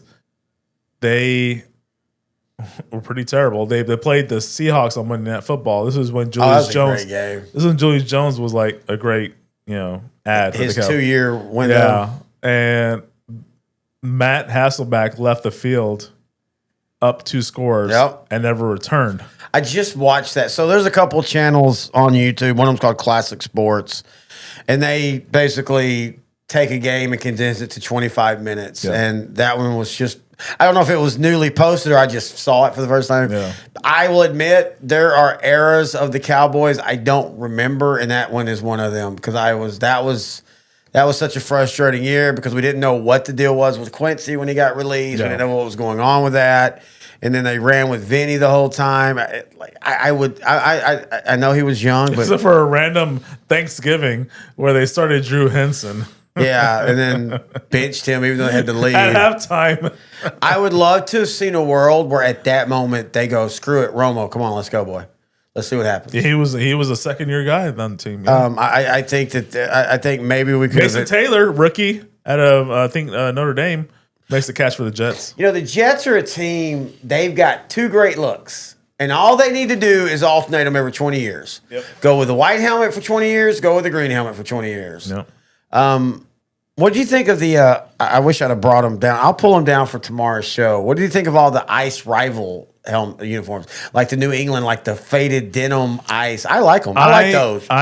Like I told you, I want to see it on the field because I have no opinion right now because I will not like them immediately. Man, get off my lawn. Yeah, off my lawn type deal. I like teams doing things like that for a game. Yeah. I wouldn't mind seeing a non-white or silver helmet for the Cowboys. I would not mind seeing a blue helmet with a silver star a game. I don't want that to become my new uniform. Getting the Cowboys there. Look at the Cowboys here. Like the red, white, and blue. You know, they quietly do that a couple times a year now. They do. No, it's usually a Monday night, and I think Thanksgiving. Yeah. Apologize for the Yonzies, everybody. Oh no, we've been again. This is like normal. This is ODTC. We might fall asleep on the air. Yeah. I definitely going to be falling asleep after we get some of these sliders we're going to be getting from the Kroger's haul that they gave us. We're doing ham and Swiss, turkey and Havarti on Hawaiian sweet rolls. She cooks them for like 5 minutes. They're so ooey gooey. Using all the fresh Kroger's deli, very underrated deli. Yeah. That's the party tray right there. But like we got cheeses from there. We got all of our ham and turkey, all that from the Kroger deli. So please check out Kroger.com or go to your local Kroger's. Man, this is a fun game. There's still a lot of time too. There's 9 minutes left. There's 14 more points. Plenty of time. Uh-oh, did Bowers get hurt? Oh, okay, they just spotlighted. No. Good. Oh, he did get hurt. Oh, no. Headed to the medical tent. Yep. Non-contact injury. That's the worst. Guess I got to start Michael Mayer in my Dynasty League. Are you one of those that picks up the backup? So I drafted Michael Mayer. Yeah. And I was thinking, okay, they don't have a tight end. They just get him. They're going to draft. He had a couple of really good double-digit games, but that's about it. So I just keep him on my team because. Now, in saying that, you're drafting in a dynasty league on that one. Yeah, so people understand. I got to keep him a lot longer. You didn't pull an Andre and draft him thinking he was the only tight end this year. Oh, right. You draft him his rookie year. Yeah. I kind of like the Jets' offense today. Like, I do too. I think I'm a big Justin Fields fan. I don't think Chicago knew how to use him right. I think if he'd had a chance to work with Ben Johnson, I think we see a completely different Justin Fields. I think so too. Jets. I want the Jets to be good. They're a franchise, a fandom that deserves it's a good fan base. Like they deserve to have something. I wholeheartedly agree. Oh, here we go. All right. Browns down by a point. Bengals on offense. Oh, sack. Wow. Myles Garrett worth all the money. Myles, I want to be traded. Oh, you're giving me that much money? I'm a Brown for life. That was so hilarious. Back to back. I wish Myles Garrett just said, hey, look, I just want the money. I wish he just said, because that's basically what happened. That's still weird seeing the Micah Parsons with the Green Bay logo. Yeah. I'm not sure how I feel about that. So, for those that are not watching Red Zone, we're looking at a stat. Most sacks since 2022. Myles Garrett leads with 46. Myles Garrett was third place, but the team logo to the left wasn't the Cowboys. It was the Packers. Oh, 3 sacks in a row by the Browns defense, and Joe Burrow just barely got out of the safety. Yeah. Good job, Burrow, for not getting a safety, because right now they're up by what point? If they got a safety, it would have been, the Browns would have been a lead, would have had the lead, and they would have gotten the ball back. I love that Browns helmet when they use the white face mask. Yeah, it's perfect. I absolutely love perfect. it. Because you got the white stripe in the middle. It's good complimentary. Justin Fields thrown for 200, ran for 40. That's the kind of game that they want from him. He doesn't have to be a 300-yard passer. In fact, I saw, I don't know if it was That Good Sports or the Packer dude, but someone said it best. He can be a Russell Wilson but bigger and be perfectly great in this league, and I totally agree with him. What do you think about Cameron Hayward's I can't live on $145 million? Oh, he said that? Yeah, well, he didn't say that word for word, but he says, I can't live on what the Steelers pay me, and he's been paid I'm like, if he's living in Pittsburgh. He's been paid $145 million for his career. Sometimes athletes need to shut up. Yeah. You need to shut up. Oh, big time sack. Was it by Hayward? I almost kind of wish it That'd was. be funny. No, it was Highsmith. Alonzo Highsmith plays defense now? Alonzo Highsmith. Former Cowboy running back coach. Oh, Beautiful Gino. throwback. Jeez. Gino to the Mayer. To the new future Raider tight end, Yeah. Mitch Mayer. Gino. Mayer just got off the blocking. That is perfect. This is the thing I like with the Raiders getting Gino because they didn't have consistent quarterback play like that. Getting Gino with Pete Carroll, who understands what Yeah. Gino is. Oh. I mean, Gino could have easily had a Russell Wilson type career. Yeah. He's a better passer. Oh, Fields in space. Oh, Almost. just short. You got to go for it. You got to go for it. Gino is not as good of a runner, but a better thrower than Russell Wilson. Yeah. And I love that Gino has been able to rehab his career from when he got his jaw broke. Who was it that punched him? I can't remember now. Oh, a random dude that never played again. Yeah, like a defensive tackle who they cut immediately. Yeah. And he's rehabbed his career from being a joke to being a damn respectable player.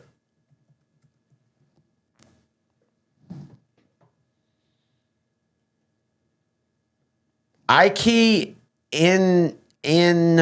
Pali was his name. Okay. No, seriously, he's from Pflugerville. He played at Pflugerville High. Also played at Louisiana Tech. Oh, Genty, come on, bro.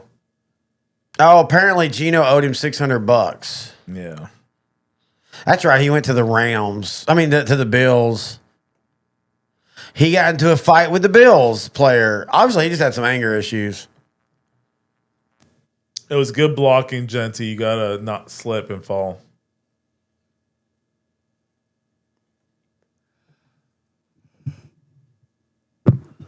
Is that Cam Hayward that's hurt? Yep. Oh, man. I hope that $145 million helps you hurt. How can he live on that? Sometimes you got to shut up, dude. You need to remember as an athlete, your salary history is out there. I don't think that's fair. I think that was one of the stupidest rules. That was actually, they didn't. Wow. Oh. Speaking of Mike Vander, I was blocked. Okay. I thought he just Clearly. I thought he just shaked it so No, bad. I'd be like, I'd have told him to just go ahead and get a flight back home himself. Colts going to seal their 30-8 win. Maybe the most impressive win of the noon games. I would think so. But anyway, what were we talking about? Are they I don't remember. the Saints of last season though? Because the Saints had that impressive win against Carolina. Well, again, the Saints looked great in first two games. Well, yeah, I don't want to talk but about then the they had second injuries. If the Jets don't have injuries, I don't think they are. I think the Jets are a solid team. I still think last year's Saints could have been a solid team. game. Yeah. Big field goal attempt here to end the second. Let's see if they go to halftime or if they're just going to stay out. Little makes it. So 20-3 Jaguars at the half. Again, for those that are just watching, the Jaguars and Panthers had a rain delay, so that's why they're at 2:40, almost 2:45. They're about to go to the half. Great throw by Spencer Rattler to the sideline. Oh, we were talking about that earlier. You said something about, tanking for whatever. I think Kellen Moore thinks he can fix him. And I don't know who they're... tank for Arch Manning. Yeah. Manning's not coming out, folks. I mean, unless Manning wins a national championship, wins the Heisman Trophy, breaks records, Manning is staying at least one more year. Oh, Justin, I love the bootleg on fourth down. Great The fake. bootleg on fourth down is so cold when you get that in, not setting the edge, looking into the backfield all day, every day. Yeah. But yeah, this idea that Archie Manning's coming out of this year was always dumb. He would have to throw for 5,000 yards, 65 touchdowns, win a Heisman, and win a national championship. He doesn't need the money, and his family is big believers in developing in college football, and he's going to at least stay one more full year. And I think we've seen even in yesterday's win against San Jose State, I think he's going to be a great quarterback, but he's still learning, and that's another thing. The generational talent thing. This whole idea that a guy has to step in, whether it be his first college start, his first pro start, hell, his first high school start. We got to stop this idea like, oh my God, you didn't look amazing your very first game as the full-time starter. Oh, you suck. Trash. The instant reaction. Yeah, again, I know I'm old man on yelling at the stars, but this idea that we got to have. If you're not a champion, you're trash. Yeah. Which is dumb. And if you've never been perfect, you're dumb. Again, with cornerbacks, that whole, I started a few years ago. Somebody was like, well, Darrell Revis wasn't this good because in 1 year he gave up 3 touchdowns. I'm thinking, Jesus Christ, that's a great season. Like, go look at Everson Walls. Like, it's one of the reasons why he's not in the Hall of Fame. But go look at Everson Walls, who the only guy to this day that has led the league in interceptions 3 years in a row, and yet he still gave up a lot of touchdowns. Yep. Cardinals getting feisty on defense, trying to stop the Saints from making a 1-score game. Yeah, so it's 3 minutes left in that game in New Orleans. Saints are down by 10. They're in the red zone. We'll see what happens there. And then right now we're watching the Bengals. Cleveland looks solid this year, dude. Yeah. I mean, well, again, it's the Bengals and defense. they start slow, yes, I know. But I'm just saying. So 4th and goal, right? 4th and goal for the Saints in the red zone. Do they go for a field goal? 20-10. Yeah, you could. You're still a 1-score game. You still have plenty of time. Jets are going to try to go for 2 again. This is why going for 2 is risky because then you're chasing that point the rest of the game. I'd run the exact same bootleg play. Right now, the Jets are up by 1. That was a bad call. So basically, the call was to throw to Garrett Wilson in triple coverage. Well, it started as double coverage, and that actually was not a bad idea. But the third guy peeled off of his guy because Fields had to float it until that gave him time. Big third down sack right Yeah, there. Bengals Browns big third down sack by Trey Hendrickson. I guess Browns are going to go for a field goal to take the lead. Saints are about to go for a field goal here. They cut it to a touchdown lead. Browns kicked field goal and missed the field goal. Down 17-16 with 2 minutes left in the 4th. I can't even say that guy's name. Zimmet? Yeah, it's very East European. Man, the Bengals, who have first week jitters and struggle in week 1, they get a big break here as a chip shot was missed by the Browns kicker, Schmidt, or whatever his name is. Zimmet? And the Bengals have it. They can close it out with that elite offense they have. Man, that is heartbreaking, dude. Still got time with timeouts, though. So now we're cutting back to the Buccaneers and Falcons with about 6 minutes left in the 4th quarter. Falcons need to drive to win the game. Right now, the Tampa Bay Buccaneers have the ball. Oh, wait, no. The Falcons have the ball. This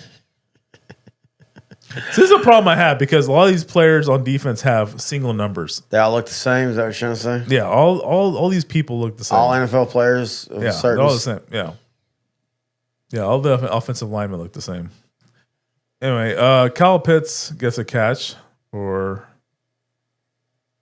first down. Oh wait, that's a replay of the Jets touchdown. Man, I still love the red zone. That's been a commercial since we've been watching, right? Yeah. I mean, they're doing a little side. I'm okay with that. I don't have a problem if they show a commercial next to the... As long as we only show stats and video, I'm fine with it. Here. Yeah, Falcons driving. I mean, they're in the red zone. They're down by 4 against a really good Buccaneer team, a team that's won the division the last 4 seasons. Upset the Eagles 2 years ago in the first round of the playoffs. Yeah, 2023 season for wild card round. Last year they got upset by Washington in the first round. Yeah.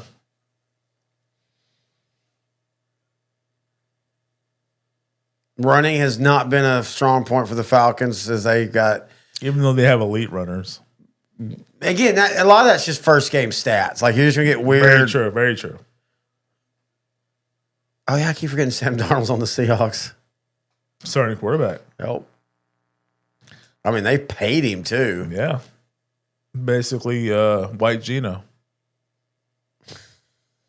I mean, that's what we said, but that is what we said, right? Both from the Jets. They both came from the Jets. White Gino. But I mean, yeah. I mean, but, Gino's but, name in of itself should be white. White. I'm just saying. I'm just saying, like, okay, with the That's a Seahawks, great comparison. they got Greg Zabel from North Dakota State in the draft in April. I think their offensive line is much better than it was last season when Gino was the starting quarterback. So I think for someone like Sam Darnold, who struggled when Darisaw got hurt for the Vikings, especially against the Detroit Lions to close out the season, and then in the playoff game against the Rams, he struggled without a solid offensive line. I think he has that now with the Seahawks. So I'm curious to see how he does in year 2 under Mike McDonald. No. Another catch by Debo. I think he's going to have a resurgent season with Washington. Kind of a boring game, though, in Landover, Maryland. The Jets-Steelers isn't, as the Steelers are trailing 32-31. They have the ball with 6 minutes left. Second and 15 inside their own 35. Aaron Rodgers has looked pretty damn good. He has. As he throws the ball, he almost threw one of the worst picks you could throw as I was saying that. That's Aaron Rodgers not realizing his age at times. And all players do that when they're that age. That's a throw that 10 years ago he actually makes, but he just doesn't have it anymore. My goodness, dude. Was he number 12 with the Packers? Okay. Yeah, he was 12 with the Packers. With the Jets, I think he was 8. You can't be 12 with Pittsburgh or with the Jets. Duh, Joe Namath and Terry Bradshaw. We did a short on that, I think, or Noe's numbers on that. Yeah. Oh, big time sack from the Jets. Oh boy. I think Rodgers got his clock clean there. It's like the old meme when he had that face with the looking out. Oh yeah. Look, watch this. I think he took almost a helmet to helmet. Oh no, it was lower. But still, yeah, he got hit hard.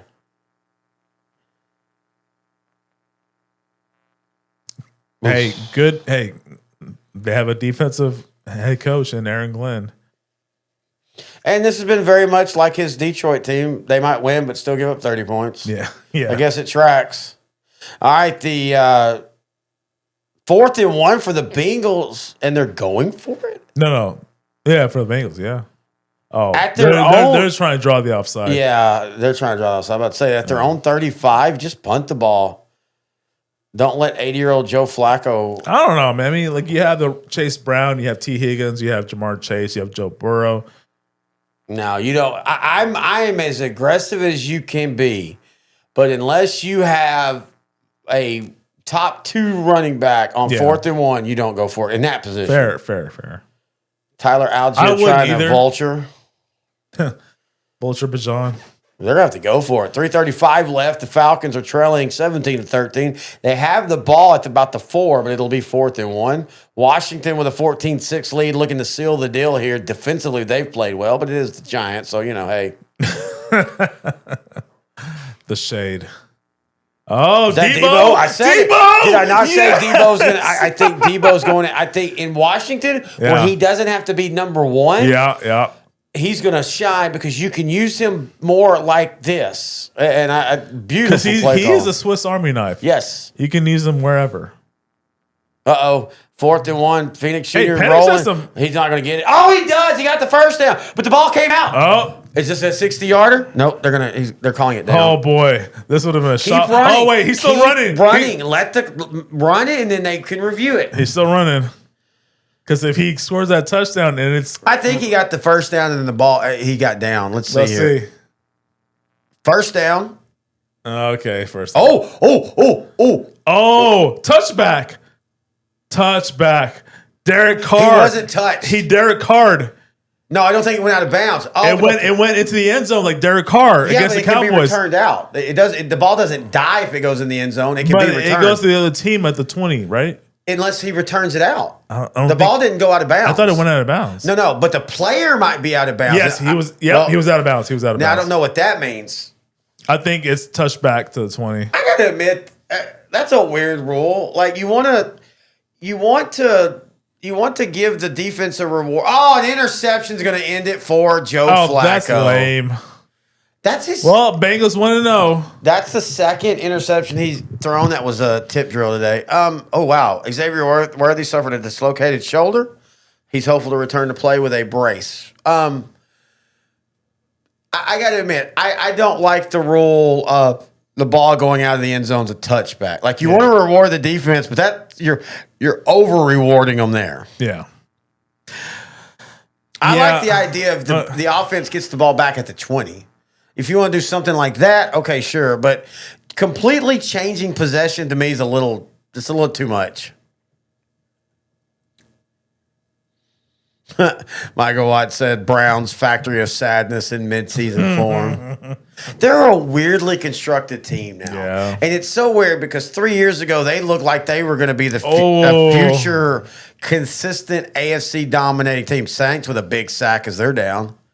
Oh, the Jets got the ball back after the sack of Aaron Rodgers.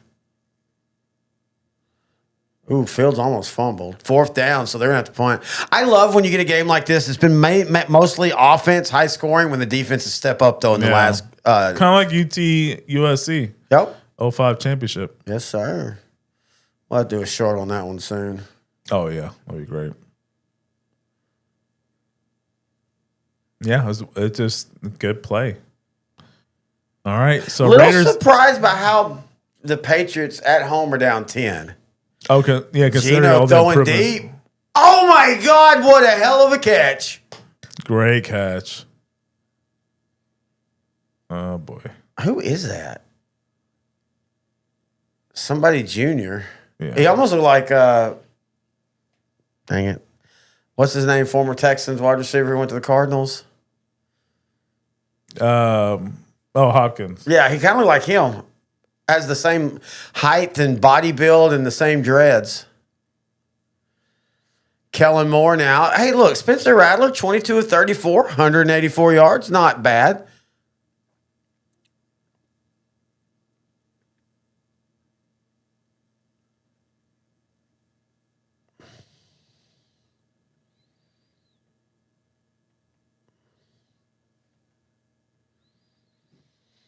The Peace Ants are driving now.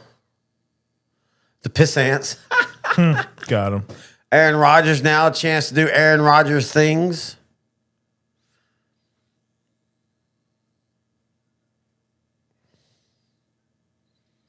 You know, it's so early. I think the Steelers might actually do it. What was the number of the Raider player that got the catch? 10? It's a junior. Dante Thornton Jr. Okay. I don't know who that is. Yeah. He is. He is 22 years old, so he must be a rookie. He's from Tennessee. I have passed the age of knowing every roster. Yeah. I try to. I keep notes, but like I used to know that stuff just off the top of my head. Now I gotta.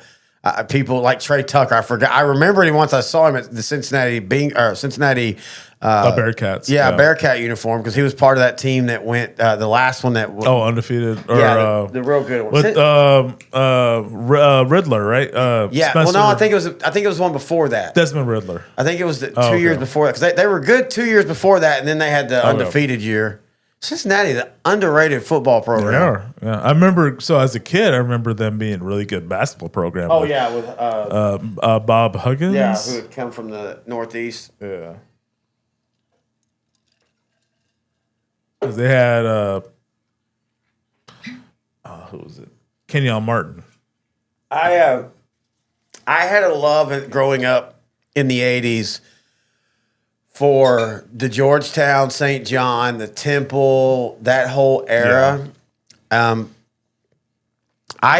It's the funniest story ever. I never realized until I went to the school that Georgetown was a predominantly white college. I thought it was a predominantly black college. Of sports, yeah. Just because of basketball. It's the only sport I ever watched. Oh, they got the ball. Wow.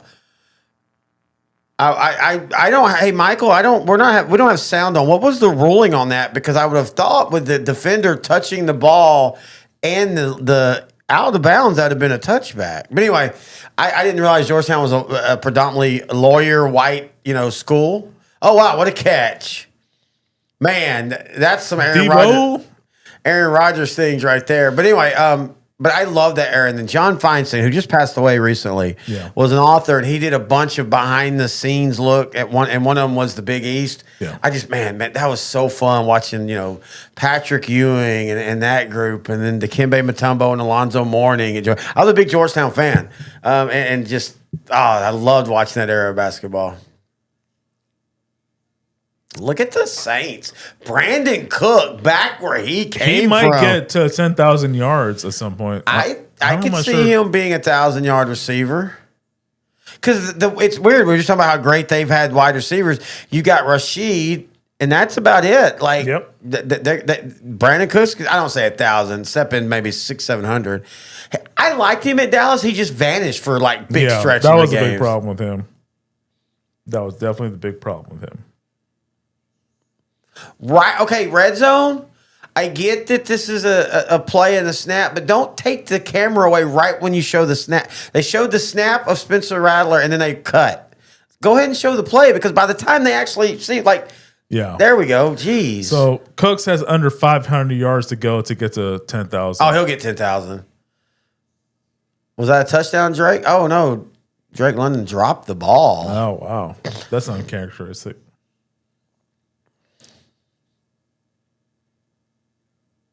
Yeah, you got to catch that. Yes. ESPN 3030 Rec Room for the Big East. Okay.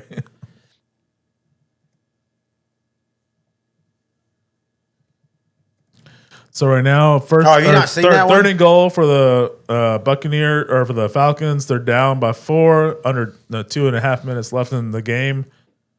Penix under center. Shotgun throws and caught by Drake London for a touch. Oh wait, incomplete. Saints throwing for the end zone. No, that was a real 30 for 30. The Rec Room for the Big East. Have you not seen that one? No, that was in that original time when they were doing when it was. Oh God, I can't think of his name now. Anyway, the guy that started the 30 for 30. Bill. Simmons? Yes, he's the guy. I didn't know he was the one who. He's the one that pitched it. Yeah, you're doing these 30. He produced it and stuff. And so anyway, one of them is Requiem for the Big East. And it was about the Big East in the 80s. Oh. Villanova's magical run, Georgetown being dominant, St. John, how they were really good. Everybody, Syracuse. I mean, they helped take. They did for college basketball, in my opinion, what Larry Bird and Magic did for the NBA, because Big Monday, which became the ESPN staple, and it evolved too. It went from the Big East to the Big East and then the Big 12, and you had the Big 12 back then. People forget the old Big 12 had a hell of a basketball conference with Texas, with Oklahoma State, with Oklahoma at times. I mean, they really good basketball. And like I said, for a kid like me, first even before I got ESPN, I just always loved the Big East basketball. Yeah. And they were so good. It was awesome because every team did something different. Yeah. You didn't have a conference of 12 teams trying to do the same thing. Villanova, Rolly Massimino, one of the biggest. Everybody remembers, North Carolina State upsetting Houston, rightfully so. But Villanova was that 85 upset of Georgetown. I mean, that's one of the biggest ones. Let's see. Did Drake London catch it? Ball is moving. Ooh. Where did it hit? I don't see it hit the ground, but I don't see him catch it either. Oh, here's a better view. We got the 4 box out. The quad box. You're quad. I think he might have caught that. There's nothing there that would say he didn't catch it. But they called incomplete, so if they don't have irrefutable... Oh, yeah, they can't reverse it there. They need another angle. The Falcons have challenged it. Something happened big in the Cleveland game. They'll go back to it. Yeah, but it looks like the Bengals are going to win that one still. 9 seconds left. Spencer Rattler throwing for the end zone. He's got a man. Got it. Catch. Oh, he dropped it. He dropped it. You got to make that catch. Wow. Spencer Rattler, MVP, gets denied. Oh, boy. One more play. I love that this game is back. I love all sports, but damn it, nobody can do it like the NFL. Flacco throwing out of the end zone, has a man. Big catch. They've got 2 seconds. Get there. That's Call timeout. it. That's it. That's the ball game. That's it. And the Bengals win. Hey, Bengals go 1-0. Hey, Good for them. The Browns didn't look that bad, though. They did not look that bad. Again, that Well, the fact roster that they only scored 16 points on that defense at home. maybe the Bengals. Maybe we're seeing the Bengals defense finally grow and throw to the end zone, incomplete. The Cardinals go to 1-0. The Saints though look decent. Again, I don't think all things considering, yeah. I don't think the Saints are as far off as people think they are. Let's see what the Steelers and the Falcons do here.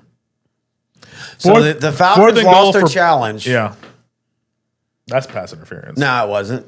Ball got there at the same time. Look. Watch. See? Yeah, that's it. I don't mind that no call. Oh, they're going to try for the field goal. Okay, 4th and goal for the Falcons. Field goal attempt for the Steelers. Let's see if Michael Penix puts Kirk Cousins 60? closer to the starting 60? line. For Boz? He can hit it. Boswell for a 60-yard field goal and the lead. He got it. Looks like he got it. Wow. Boz! With room to Steelers spare. lead with a minute to go. Oh, we got a pass flag. We got interference. 2 flags. Okay, Steelers take the lead at the New York Jets, but there's a flag in the Buccaneer Falcon game on 4th and goal. Tampa Bay does not look happy, so it looks like the penalty will be on the Buccaneers for pass interference. 1st and goal for the Falcons, down by 4 against the Buccaneers with just over 2 minutes to go. They're in good position. Terry, what's the strategy here? Wait, the offsetting penalties. Offsetting. Oh, So they I'm replayed shocked. it down. They replayed it down. I didn't see that. Now, the great thing for Atlanta is they still have 2 timeouts and the 2-minute warning. So if they don't make this, they're still in the game. All right. Yeah, we had a hold on the offensive line. And then pass interference.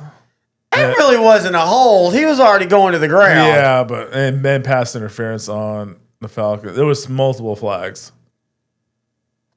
All right. Well, just replay the down. That's fine. So, okay, Falcons have 2 timeouts still. The Buccaneers have 1 timeout. Yep. So even though the Falcons, even if they don't convert the touchdown, they still can kill. They can still get the ball back. Yeah. Ooh, I think left tackle was no flag. Phoenix. Oh! Did he get it? Did he get it? Did he get it? Did he get it? It's close. It's close. It's way close. They're celebrating like it's a touchdown. But I haven't seen touchdown called. Yeah, they call it now. Touchdown, Falcons. Hey, pull that They top will up, review woman. it. They will review it. I think he broke the plane. Let's see. Let's see. Look at the legs. And Yep, we broke the plane. that's a touchdown. All you have to do is Yep. I am a big believer. The one rule change I would make is Yeah. the ball has to cross the line. Okay. I don't like just being able to touch the line Okay. as a touchdown. That's I fine. think it should be across the line. But by the rules now, he made that. Yep. All right, Rodgers looking to throw with 54. Justin Fields looking to throw with 54 seconds. I've already gotten used to Rodgers as a Jack. Dadgummit, Aaron. 45 seconds left. They've got plenty of time, and they're already almost in field goal position themselves. Yeah. So right now, Kicker- we're at the double box, but I'm going to focus on the Jet game. Yeah. Kickers is a lot like tight ends, too. A couple years ago, it felt like we had a lack of talent at the Jets, That's or at the interference. kickers. That's And now pass we have interference. kickers that can kick 65-yarders. Like Oh, it's- easy. Yeah. Young Hoku is about to kick. Your boy. Not anymore. Call me. Done with you. Call me. Almost okay. Okay, so the afternoon games are starting to. The Titans and Broncos. Broncos are a sexy pick to win the AFC West, only because I also picked them to win the AFC West. San Francisco and the Seahawks are playing in the afternoon. Now, we don't know how long we're going to go on the 3 o'clocks, but we will start them. Yeah. I'm curious to see Cam Ward. Okay, I will say this. I think right now, outside of the, Justin Fields in trouble, he gets rid of it and dumped. I think right now, not counting the P Saints jersey, I don't know why I don't like Tennessee's look. I don't like it. It's boring. I think the helmet's fine. I think it's a pretty helmet, but the whole look just looks 90s. or early 2000s. There's too many. They've got too many panels on their jerseys with grays and like go. I don't want to go minimalistic like Cracker Barrel minimalistic, but man, on the uniform you don't need sideways and upward stripes. You need to go one way, like God intended. All y'all need to just go one way. All right, Justin Fields back to pass, 4th and 3. Complete for he didn't get it. Oh, great defensive play by the Steelers to end a great in my opinion, in Best your game opinion, the best game at the 12 o'clock hour. Great game. Steelers win 34-32 at the Jets. Great Jets game. are gonna be okay though, folks. Justin Fields played well. That should have been a catch. Yeah. Great hit, but that should have been a catch. Great hit. The Steelers, they're just tough. They play well defensively. That's just how it goes. That's just how football go. If this is the Aaron Rodgers we see all year, Steelers are going to be a scary team, man. I think they will. Steelers are going to be a real scary team. Let's just see what the rest of the season tells for us. Okay. Hey, week 1. Good job. Baker Mayfield now trying to lead the Bucs to a come-from-behind win. Yep. Buccaneers down 20-17, 2:10 left in the game. They have the ball at the 37-yard line. They have 1 timeout left. Plenty of time. Oh. First down completion.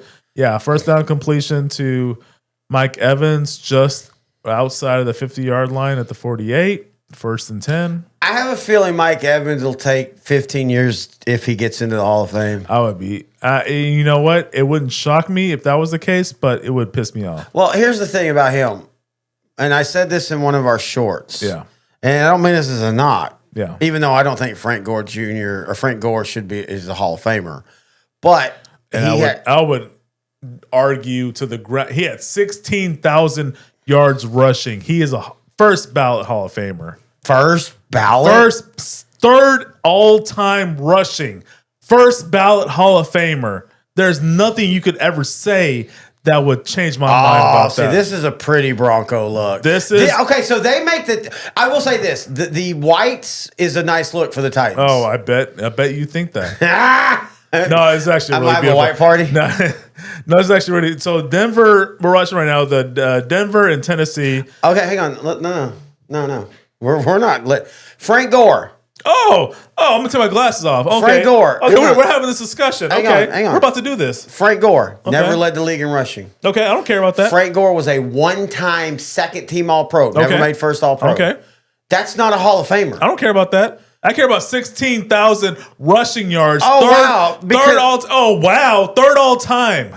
Dude, he's third all time. First ballot Hall of Famer. Nothing you can say. You can say anything else. First ballot Hall of Famer. Compiling. Those other plebs couldn't last as long as Frank Gore. Only had First ballot Hall of Famer. He only had 1 year with 10 TDs. I don't care. First ballot Hall of Famer. 16,000 rushing yards. Third all time. I'm sorry. That's the first ballot Hall of Famer. That's a stat machine. That's all. That's the first ballot Hall of Famer. I just don't see it. I love it. I liked watching him. And I love you and I. We have a thing for older guys that just keep on, like Sam Ryan. We love the older guys. I love them old. Yeah. Wait. Okay, I'm talking about football players. Oh, I know. I like them like 26 and younger. I was about to say. But no, I just don't. I don't think he's a Hall of Famer. He's a first ballot. Huh?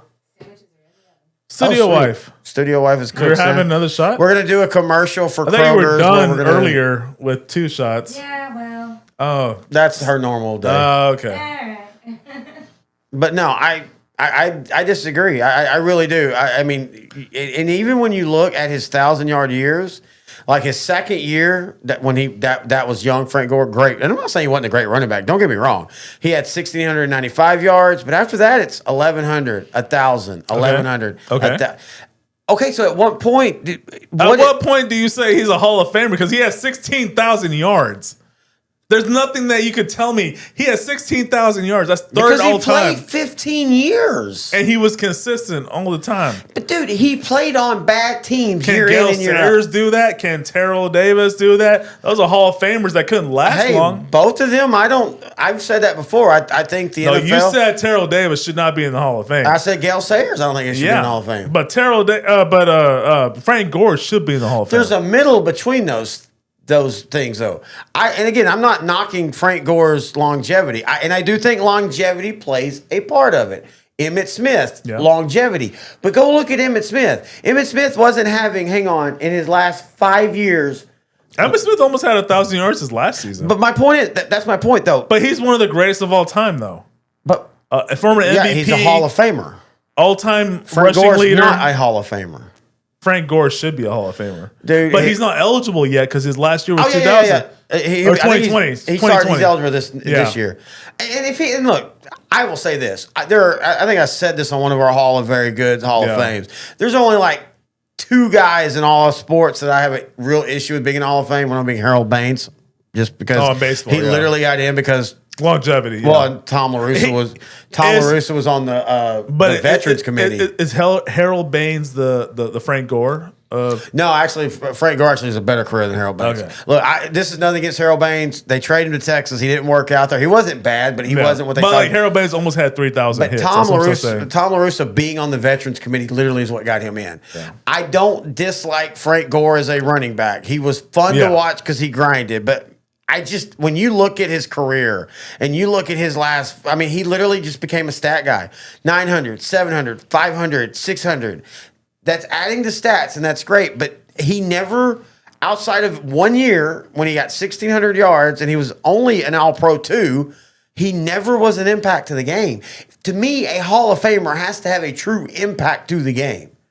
I think it was a pretty good impact to the Jim Harbaugh-led 49ers in the early 2010s. I mean, did you not?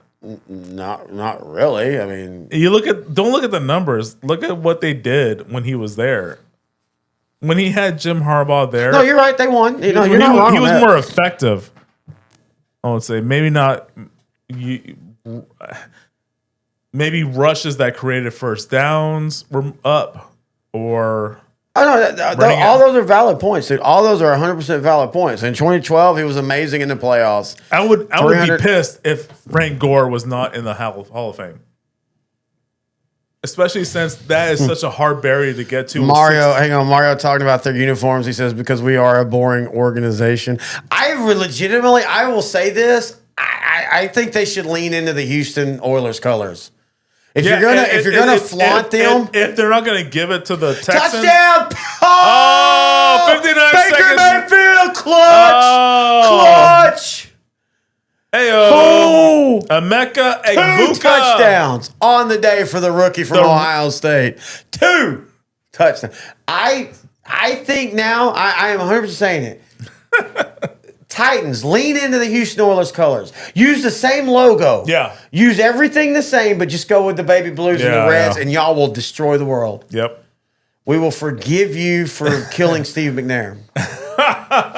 It was y'all's fault that he messed around with a 20-year-old. You remember how, oh my God, like that, what year was that? 20?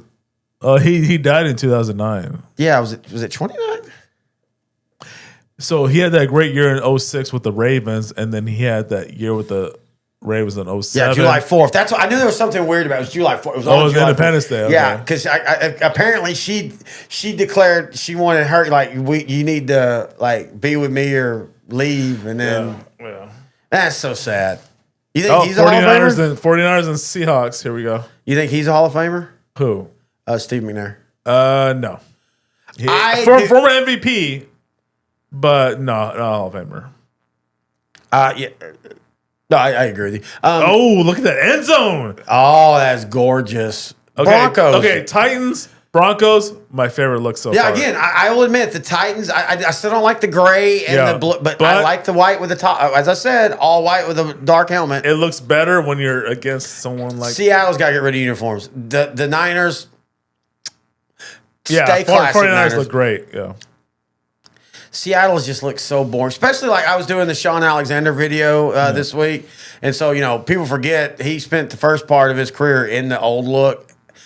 There was no reason to get rid of that old look. There was no reason. There was no need to rebrand at that time. Yep. Oh yeah, we still got the early game that's still playing. Oh, Bryce Young here, getting in trouble. But wait. They look like they did last season. Is that a Smoot? Is that a Fred Smoot son? No. You don't. There's not many Smoots in the world. I know. Hey, Mario Edwards, the former Cowboy corner, had a defensive line son. Yeah. It was overrated a little bit, but I mean, he still has a career now. Who? Fred Smoot? I mean, Mario Edwards Jr. Played at Denton Ryan. Yeah, #1 rated recruit in America. Yeah, I remember I was sad. Oh my God, we're gonna have to do I just realized this. We're gonna have to do an off-season show on the Love Boat scandal of the 2005 Minnesota Vikings. Oh, okay. Do you not remember that?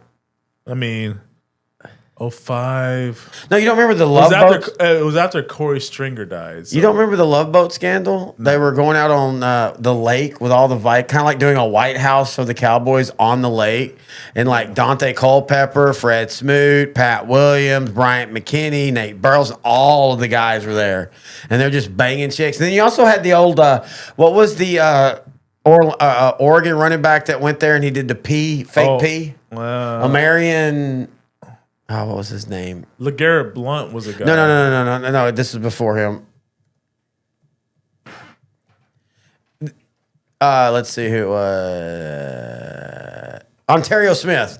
He was caught with the Whizzinator. He was caught with the Whizzinator. Man, the 2005 Vikings were an effing train wreck. You have him faking his pee. Mm-hmm. Then you have I can't believe you don't remember the Love Boat scandal. That was huge, dude. Like that was as big as any Dallas scandal. Yeah, I'm gonna have to research you up on that. I was so in love with those Vikings because I love drama teams. So the reason I love drama teams is my dad, who was a Ranger fan, but he grew up a Yankees fan because he was, Well, there was no team in Texas outside of the Astros. And after he fought in the Civil War, he wanted to root for the Yankees. Okay. But no, so he was a Yankee fan growing up because if you don't know, west of the Mississippi, back then, you basically could hear two radio broadcasts, either the St. Louis Cardinals or the New York Yankees, or both. But my dad liked the Yankees. So anyway, so my dad was a fan of the late 70s Yankees. And the late 70s Yankees are known as the Bronx Zoo because they were so discombobulated. They had so many big egos that clashed. There was fights every day. Reggie Jackson and Billy Martin famously almost got in a fight on TV. Things like that, yet they still won. So that is same thing with the 90s Cowboys. It has always fascinated me when you have these great teams that win, even though they're not best friends. And they don't have you always hear, you got to have a culture in the locker room. No, you have to have talent. Yeah. You have to have talent, folks. And so the 05 Minnesota, this was right after the whole, Randy Moss had, his big high profile exit and everything. And the 05, we're gonna have to do some research for you because you'll be shocked how they basically would rent houseboats, take out hookers, and all the team would bang these hookers overnight. And it was like the whole team. Like you couldn't. This wasn't like the White House. Even Michael Irvin was like the Cowboys. Yeah. Even Michael Irvin said, the White House was a big deal, but it wasn't like there was 45 teams. It was like 7 guys. The lake house or the lake boat scandal was like the whole team. Yeah. And so, we're going to have to do a show on that one because it's freaking hilarious. Falcons trying to get into field goal position. Mario says McNair, Hall of very good. If they had won the Super Bowl, it would be different. I don't disagree with him. I don't think that's fair, but I don't disagree with him. McNair did everything for them to win the Super Bowl that season, in the 99 season. For those that don't know, it was a Titans versus the St. Louis Rams. Considered maybe the greatest Super Bowl at the time. Yeah. I still think it is. Yeah, because it was, we had Packers, Broncos. It was a pretty close game. But this was, Packers or the Rams were up 16-0. Titans came back, tied it at 16.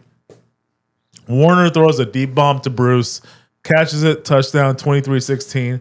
And then McNair leads a fantastic, legendary drive that ends at the 1-yard line, famously. Yeah, Bijan Robinson just made a great play for the Falcons, but also might have hurt them winning the game as he stayed in bounds and kind of got tripped up. And so now they're going to have to probably try game tying field goal.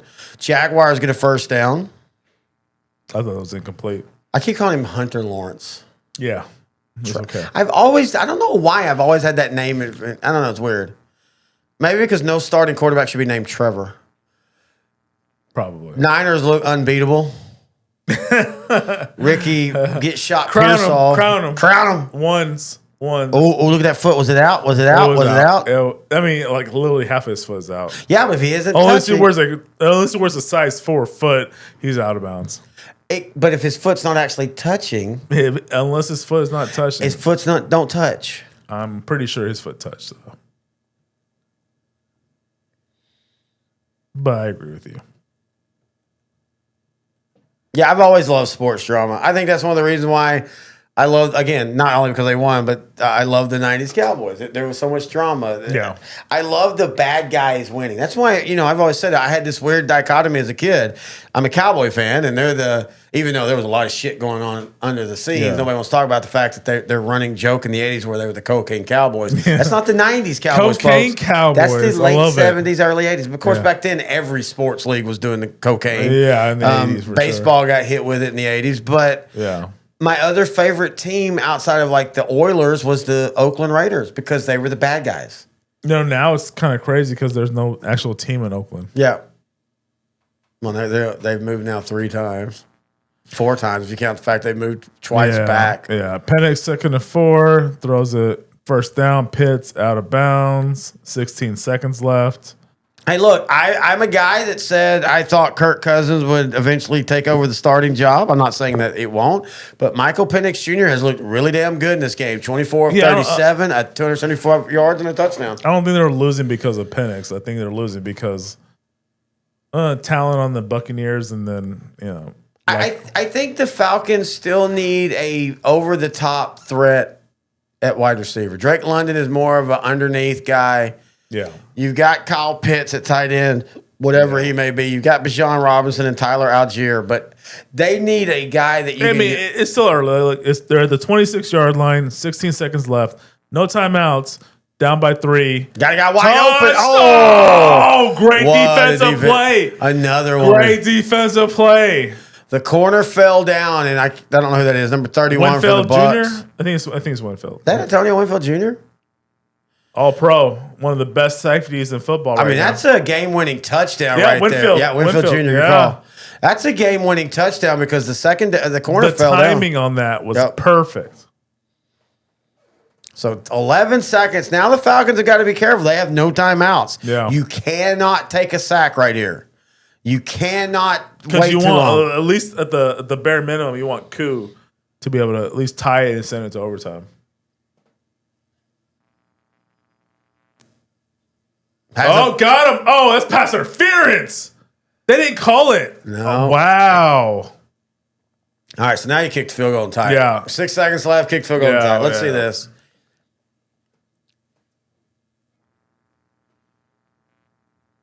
I don't think that's pass interference. I think that Hodge just got knocked off his route. Yeah, probably. I mean, you could ticky-tacky, it's after 5, but again, you let them play all game, you got to let them play at the end of the game. I hate that saying, too. I don't understand that. If you break a rule, you break a rule. But anyway. So Young Ho comes on. Does he have to change his name after he reaches a certain age to Old Ho? Yeah.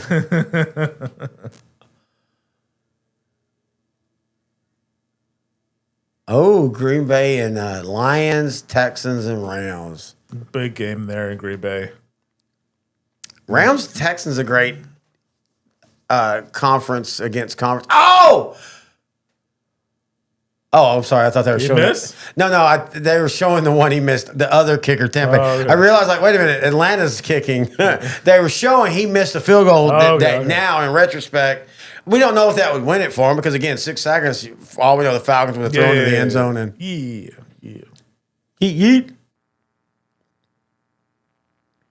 Nope. Packers.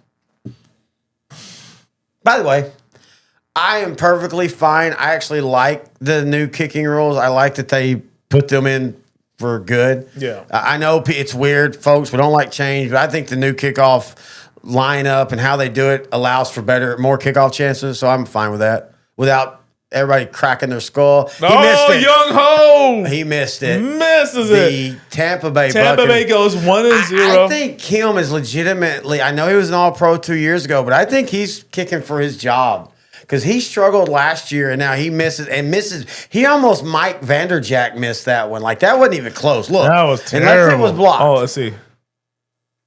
No, it wasn't. He just shanked it. Wow. Like, he missed that by 4 yards, 5 yards. Pretty bad. I love that for bowls. Yeah. I love the fact that everybody thought after they won the Super Bowl with Brady, and then the next year Dallas thumped them in the playoffs, that Tampa Bay had mortgaged their souls and they were just going to go back to being crappy. And yet they've won the division every year since then. Same thing with the Rams. Everybody thought when the Rams got to their Super Bowl, their 2 Super Bowls, but especially that last one, they had mortgaged their soul. And I know that's Jerry Jones's big thing is salary cap, salary cap, salary cap. Those 2 teams have proven you can go for it and then settle back down, but still be a competitive team that makes the playoffs consistently. Yeah, I definitely think that's what's really going on as we're looking at the Seahawks and San Francisco 49ers. We see that Brock Purdy's not a one-year wonder. Yeah, well, he throwing as he throws a. I think that drive went like 95 yards. Yeah. Look, San Francisco. Well, first off, San Francisco. What's up with the pants? What about them? They're not matching the helmet. Oh, what has happened to y'all? Did they change? A lot of times that it's got nothing to do with them changing. It's the ink and stuff that they use. The dye. I say the ink. The dye they use for jerseys and stuff. Oh, it's a little darker on the helmet than is the pants. See. But we talked about it. San Francisco's schedule. Yeah. And if they can just stay healthy, this team, they're going to bounce back if they can stay healthy. Yeah. That's the biggest thing for them. Yeah. Oh, the Rangers are up 4-1. Thanks, Dad. Losing 11-0 last night, that sucked. But if they can win the series, that's all you need to do, man. Yeah, I forgive you. Field goal attempt, and the Broncos and the Titans are tied 3-3. Thanks for that outstanding coverage, sir. You're welcome. The longest game ever. As the Oh, what a gorgeous interception. Does that give it was the Panthers that intercepted? Does that give the Panthers J.C. Horn, their $100 million cornerback. First round pick, and then they re-signed him, and they made it. They said, we are putting him as a foundation of the defense. I remember them saying that. Oh, God, Jordan Love sucks. Trash. I do think this is a proving year for him. He's so inconsistent. Like, man, when Jordan Love is on his game via Dallas playoffs, he's unstoppable, but then he can look so pedestrian against lesser opponents at time like that. That's a wide open. You've got to hit that throw. In the NFL, you've got to hit that throw right there. He's wide open. He's wide open, but you know what? It's the start of the season, so give him the benefit of the doubt. I've been pretty sure by week 8 or 9 he's going to hit that throw. All right, so yeah, but you're 0-7 at that point. Okay. 3rd and 10. There's a good throw. First down. Greg Jennings on the catch. Dontavian Hicks. Oh, we didn't say Jennings. Yeah. Yeah, so studio wife got confused. Studio wife abuses me when she drinks, folks. Yeah, that is factual. I mean, I like it, but it still happens. It's still illegal. It's not healthy, but yeah. I mean, that's what happens. She punches the alcohol out of my liver. Isn't that how that works? That's how she cleanses me. That's how you sober up. That's how, baby, I got to work. Punch me. I'm better. Oh, wow. I feel great. Washed up Jacobs on the carry for a yard. Washed up Jacobs. A guy that was a borderline all-pro. Okay. Green Bay back to the green face masks. They kind of alternate between year in year out with the green. They'll go to the gray. Yeah. I kind of like the gray. I think I like the green more. Look at that. Matt LaFleur, highest winning percentage in the regular season of any coach anywhere in the league since 1970. He's a good coach. Jordy Nelson on the catch. It's kind of odd for them to play in week 1, though. Huh? It's kind of odd for them to play week 1. What, division matchups? Yeah. Again, I 100% believe, that you should play all your, like if you're, let's say the Cowboys. Yeah. You should play all your AFC opponents in a row to begin the year. Yeah. Then have one division week. And then play NFC, then division, NFC, division, and alternate like that the rest of the year. Because then every game after week 7, I think you play. How many games they play against the AFC? After that, they would. I mean, they all matter.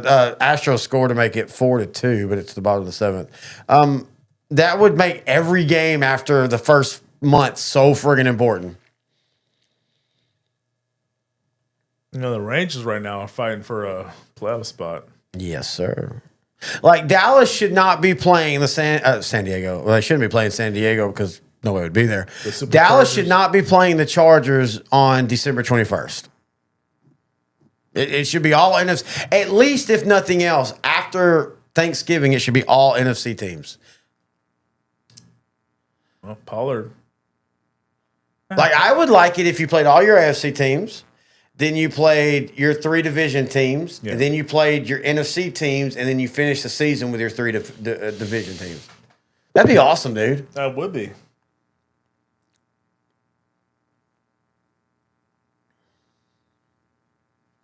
Oh, wait. Is Parsons in this game? Parsons in this game.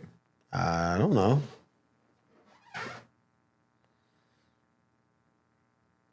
Wait, what happened here? Oh, wait. I think the Packers are on offense. Oh, yeah, they are. That's right. Parsons would definitely not be on this Is he field. keeping the same number? I think he has 1. Oh, that's right. He went with 1, didn't he? Or, 1 or 11. I can't remember.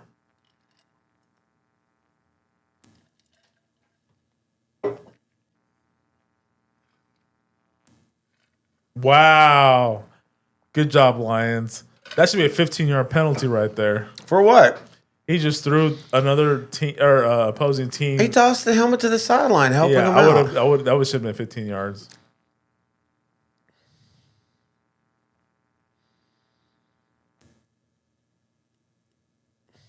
This is a great matchup. This should have been like a Sunday night or. Oh, we got a guy wearing one of the bubble helmets. Yeah, it looks ridiculous. Yeah, but I'd rather have that than concussions. I don't mind it. As much as I love helmets and I love, look, I still believe, I agree with Troy Aikman. I think there's a day where they don't go flag, but there's a day where helmets aren't worn because it's been proven that's what causes it. Oh, the Texans are so boring. Like, is that blue or black? Yes. That is exactly what it is. I mean, why did you want to do the Bears color? Well, that's what they look like. They look like the Bears. They look like the Bears and the Falcons had a one-night stand. And Eugene Robinson paid the hooker. Oh, Darryl Stingley Jr. hurt. Yeah. Looks like Robert Brooks. Oh, that's Romero Dobbs wearing that. Interesting. Yeah. When I see 87, I'm thinking Robert Brooks. That's what I've been doing the whole game. I said Greg Jennings, Jordy Nelson. Yeah, I'm about to do an Antonio Freeman catch. Shannon Sharp. Oh, no, Sterling Sharp. By the way, that Antonio Freeman catch, one of the greatest catches. 2000 Monday Night Football against the Vikings. I always forget that's in overtime to win the game. Yeah. He did what? Touchdown, Packers. Bonch. Da-dun-dunch. Go, Pack. Okay. They don't score this without Micah Parsons. They don't score on offense without Micah Parsons. They're like, worth it. We're only giving up 2 first-round picks? Worth it. I'm calling it now. Their season's going to crater. Okay. Seriously though, how many times do you see that Have kind of you trade? paid a bookie to injure a couple of their offensive linemen? Seriously though, how many times do you see a team make a move like that, Yeah. start out good, and then and I True, do. true. It, it always happens with the Cowboys, so I understand. But what are you talking about? I 100% also believe that, again, one of their main weaknesses is if Jordan Love gets hurt. And again, that's a lot of people's weaknesses. Yeah. That's not just theirs, but it is a big one for them. Yeah. Boom. Man, look, when you see him make a throw like this, though, look at that. Beautiful. Because he learned from Aaron Rodgers. His movements, his mannerisms are almost a carbon copy of Aaron Rodgers. So he's against COVID vaccines, and he's a right winger? Wow, okay. So going back to the old game from 12 o'clock, Jaguars still up 20-3 on the Carolina Panthers with a little over 10 minutes to go in the fourth quarter. It looks like Jacksonville is trying to just eat out some time. Again, this was a 12 o'clock game, but it's still being shown right now because of rain delay. Yeah, that's the only thing bad about when we're doing this. I could have the sound's messed up. We could have fixed it, but we didn't even hear about it. It was just like they disappeared for 30 minutes and then they came back. Yeah. Oh. Fred Warner, best linebacker in football. Yeah. Yep. Middle linebacker for the 49ers. Looks like he's going to the blue tent, which means he has a potential injury. So here goes the Niners and their injuries. Yeah, which is a common thing for them. Right now, there's a graphic on the 49ers, big three, and their salaries. Brock Purdy, $265 million. He's a really good quarterback. I will say that. I'm not sure he was worth that much, but he's still good. That's the going rate for starting quarterbacks, though. I think eventually they're going to have to go with a separate quarterback salary cap. Because you're going to get to the point where, and I'm not saying they don't deserve it at all, folks. Yeah. But they're going to get to the point where quarterbacks are making 65% of a salary cap, and nobody can win that way. You've got to, it's just not going to be feasible. And so people aren't going to be signing quarterbacks, and then you're going to have the NFLPA claim, oh, this is collusion and stuff, and it's going to be like, no, we just can't. We can't afford to sign a $250 million dude when we can draft somebody who might not be as good, but for the value, we can also get 5 other players. Yep. So I think they're going to have to eventually, either that or the Larry Bird rule, where quarterbacks are exempt. Either have a quarterback-only salary cap or quarterbacks are exempt salary cap. Yep. Yeah, 100% sure. First time seeing Sam Darnold as a Seahawk, 3 for 3 for 39 yards so far in this drive. I think he'll flourish in the Seahawks. I think Sam Darnold's a good quarterback. I think Sam Darnold got into the vicious cycle of the Jets being the Jets. Oh, amen to that. I think, though, if that offensive line remains healthy, the Seahawks might be in the playoffs. No, I don't disagree with that. Again, the Seahawks is one of those teams I could easily see in the NFC title game. I could also see them going 5-12. Yeah. All right. Looks like that might be the last play of the first quarter in Seattle. 49ers up 7-0. We're in LA now. The Rams Texans 0-0. About 10 minutes left in the first quarter. Puka Nacua just got a first down catch. I will say this: if Matthew Stafford stays healthy, the Rams are a Super Bowl contender. People forget they were a quarterback sack away from winning against the Eagles. I mean, the dude is wide open. But now they replaced Cooper Kupp with Devontae Adams. I think they're much better.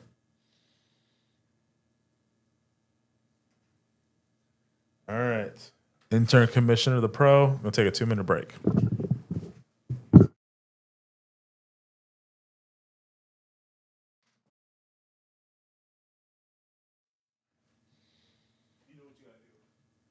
All right. I think we're going to call it for today.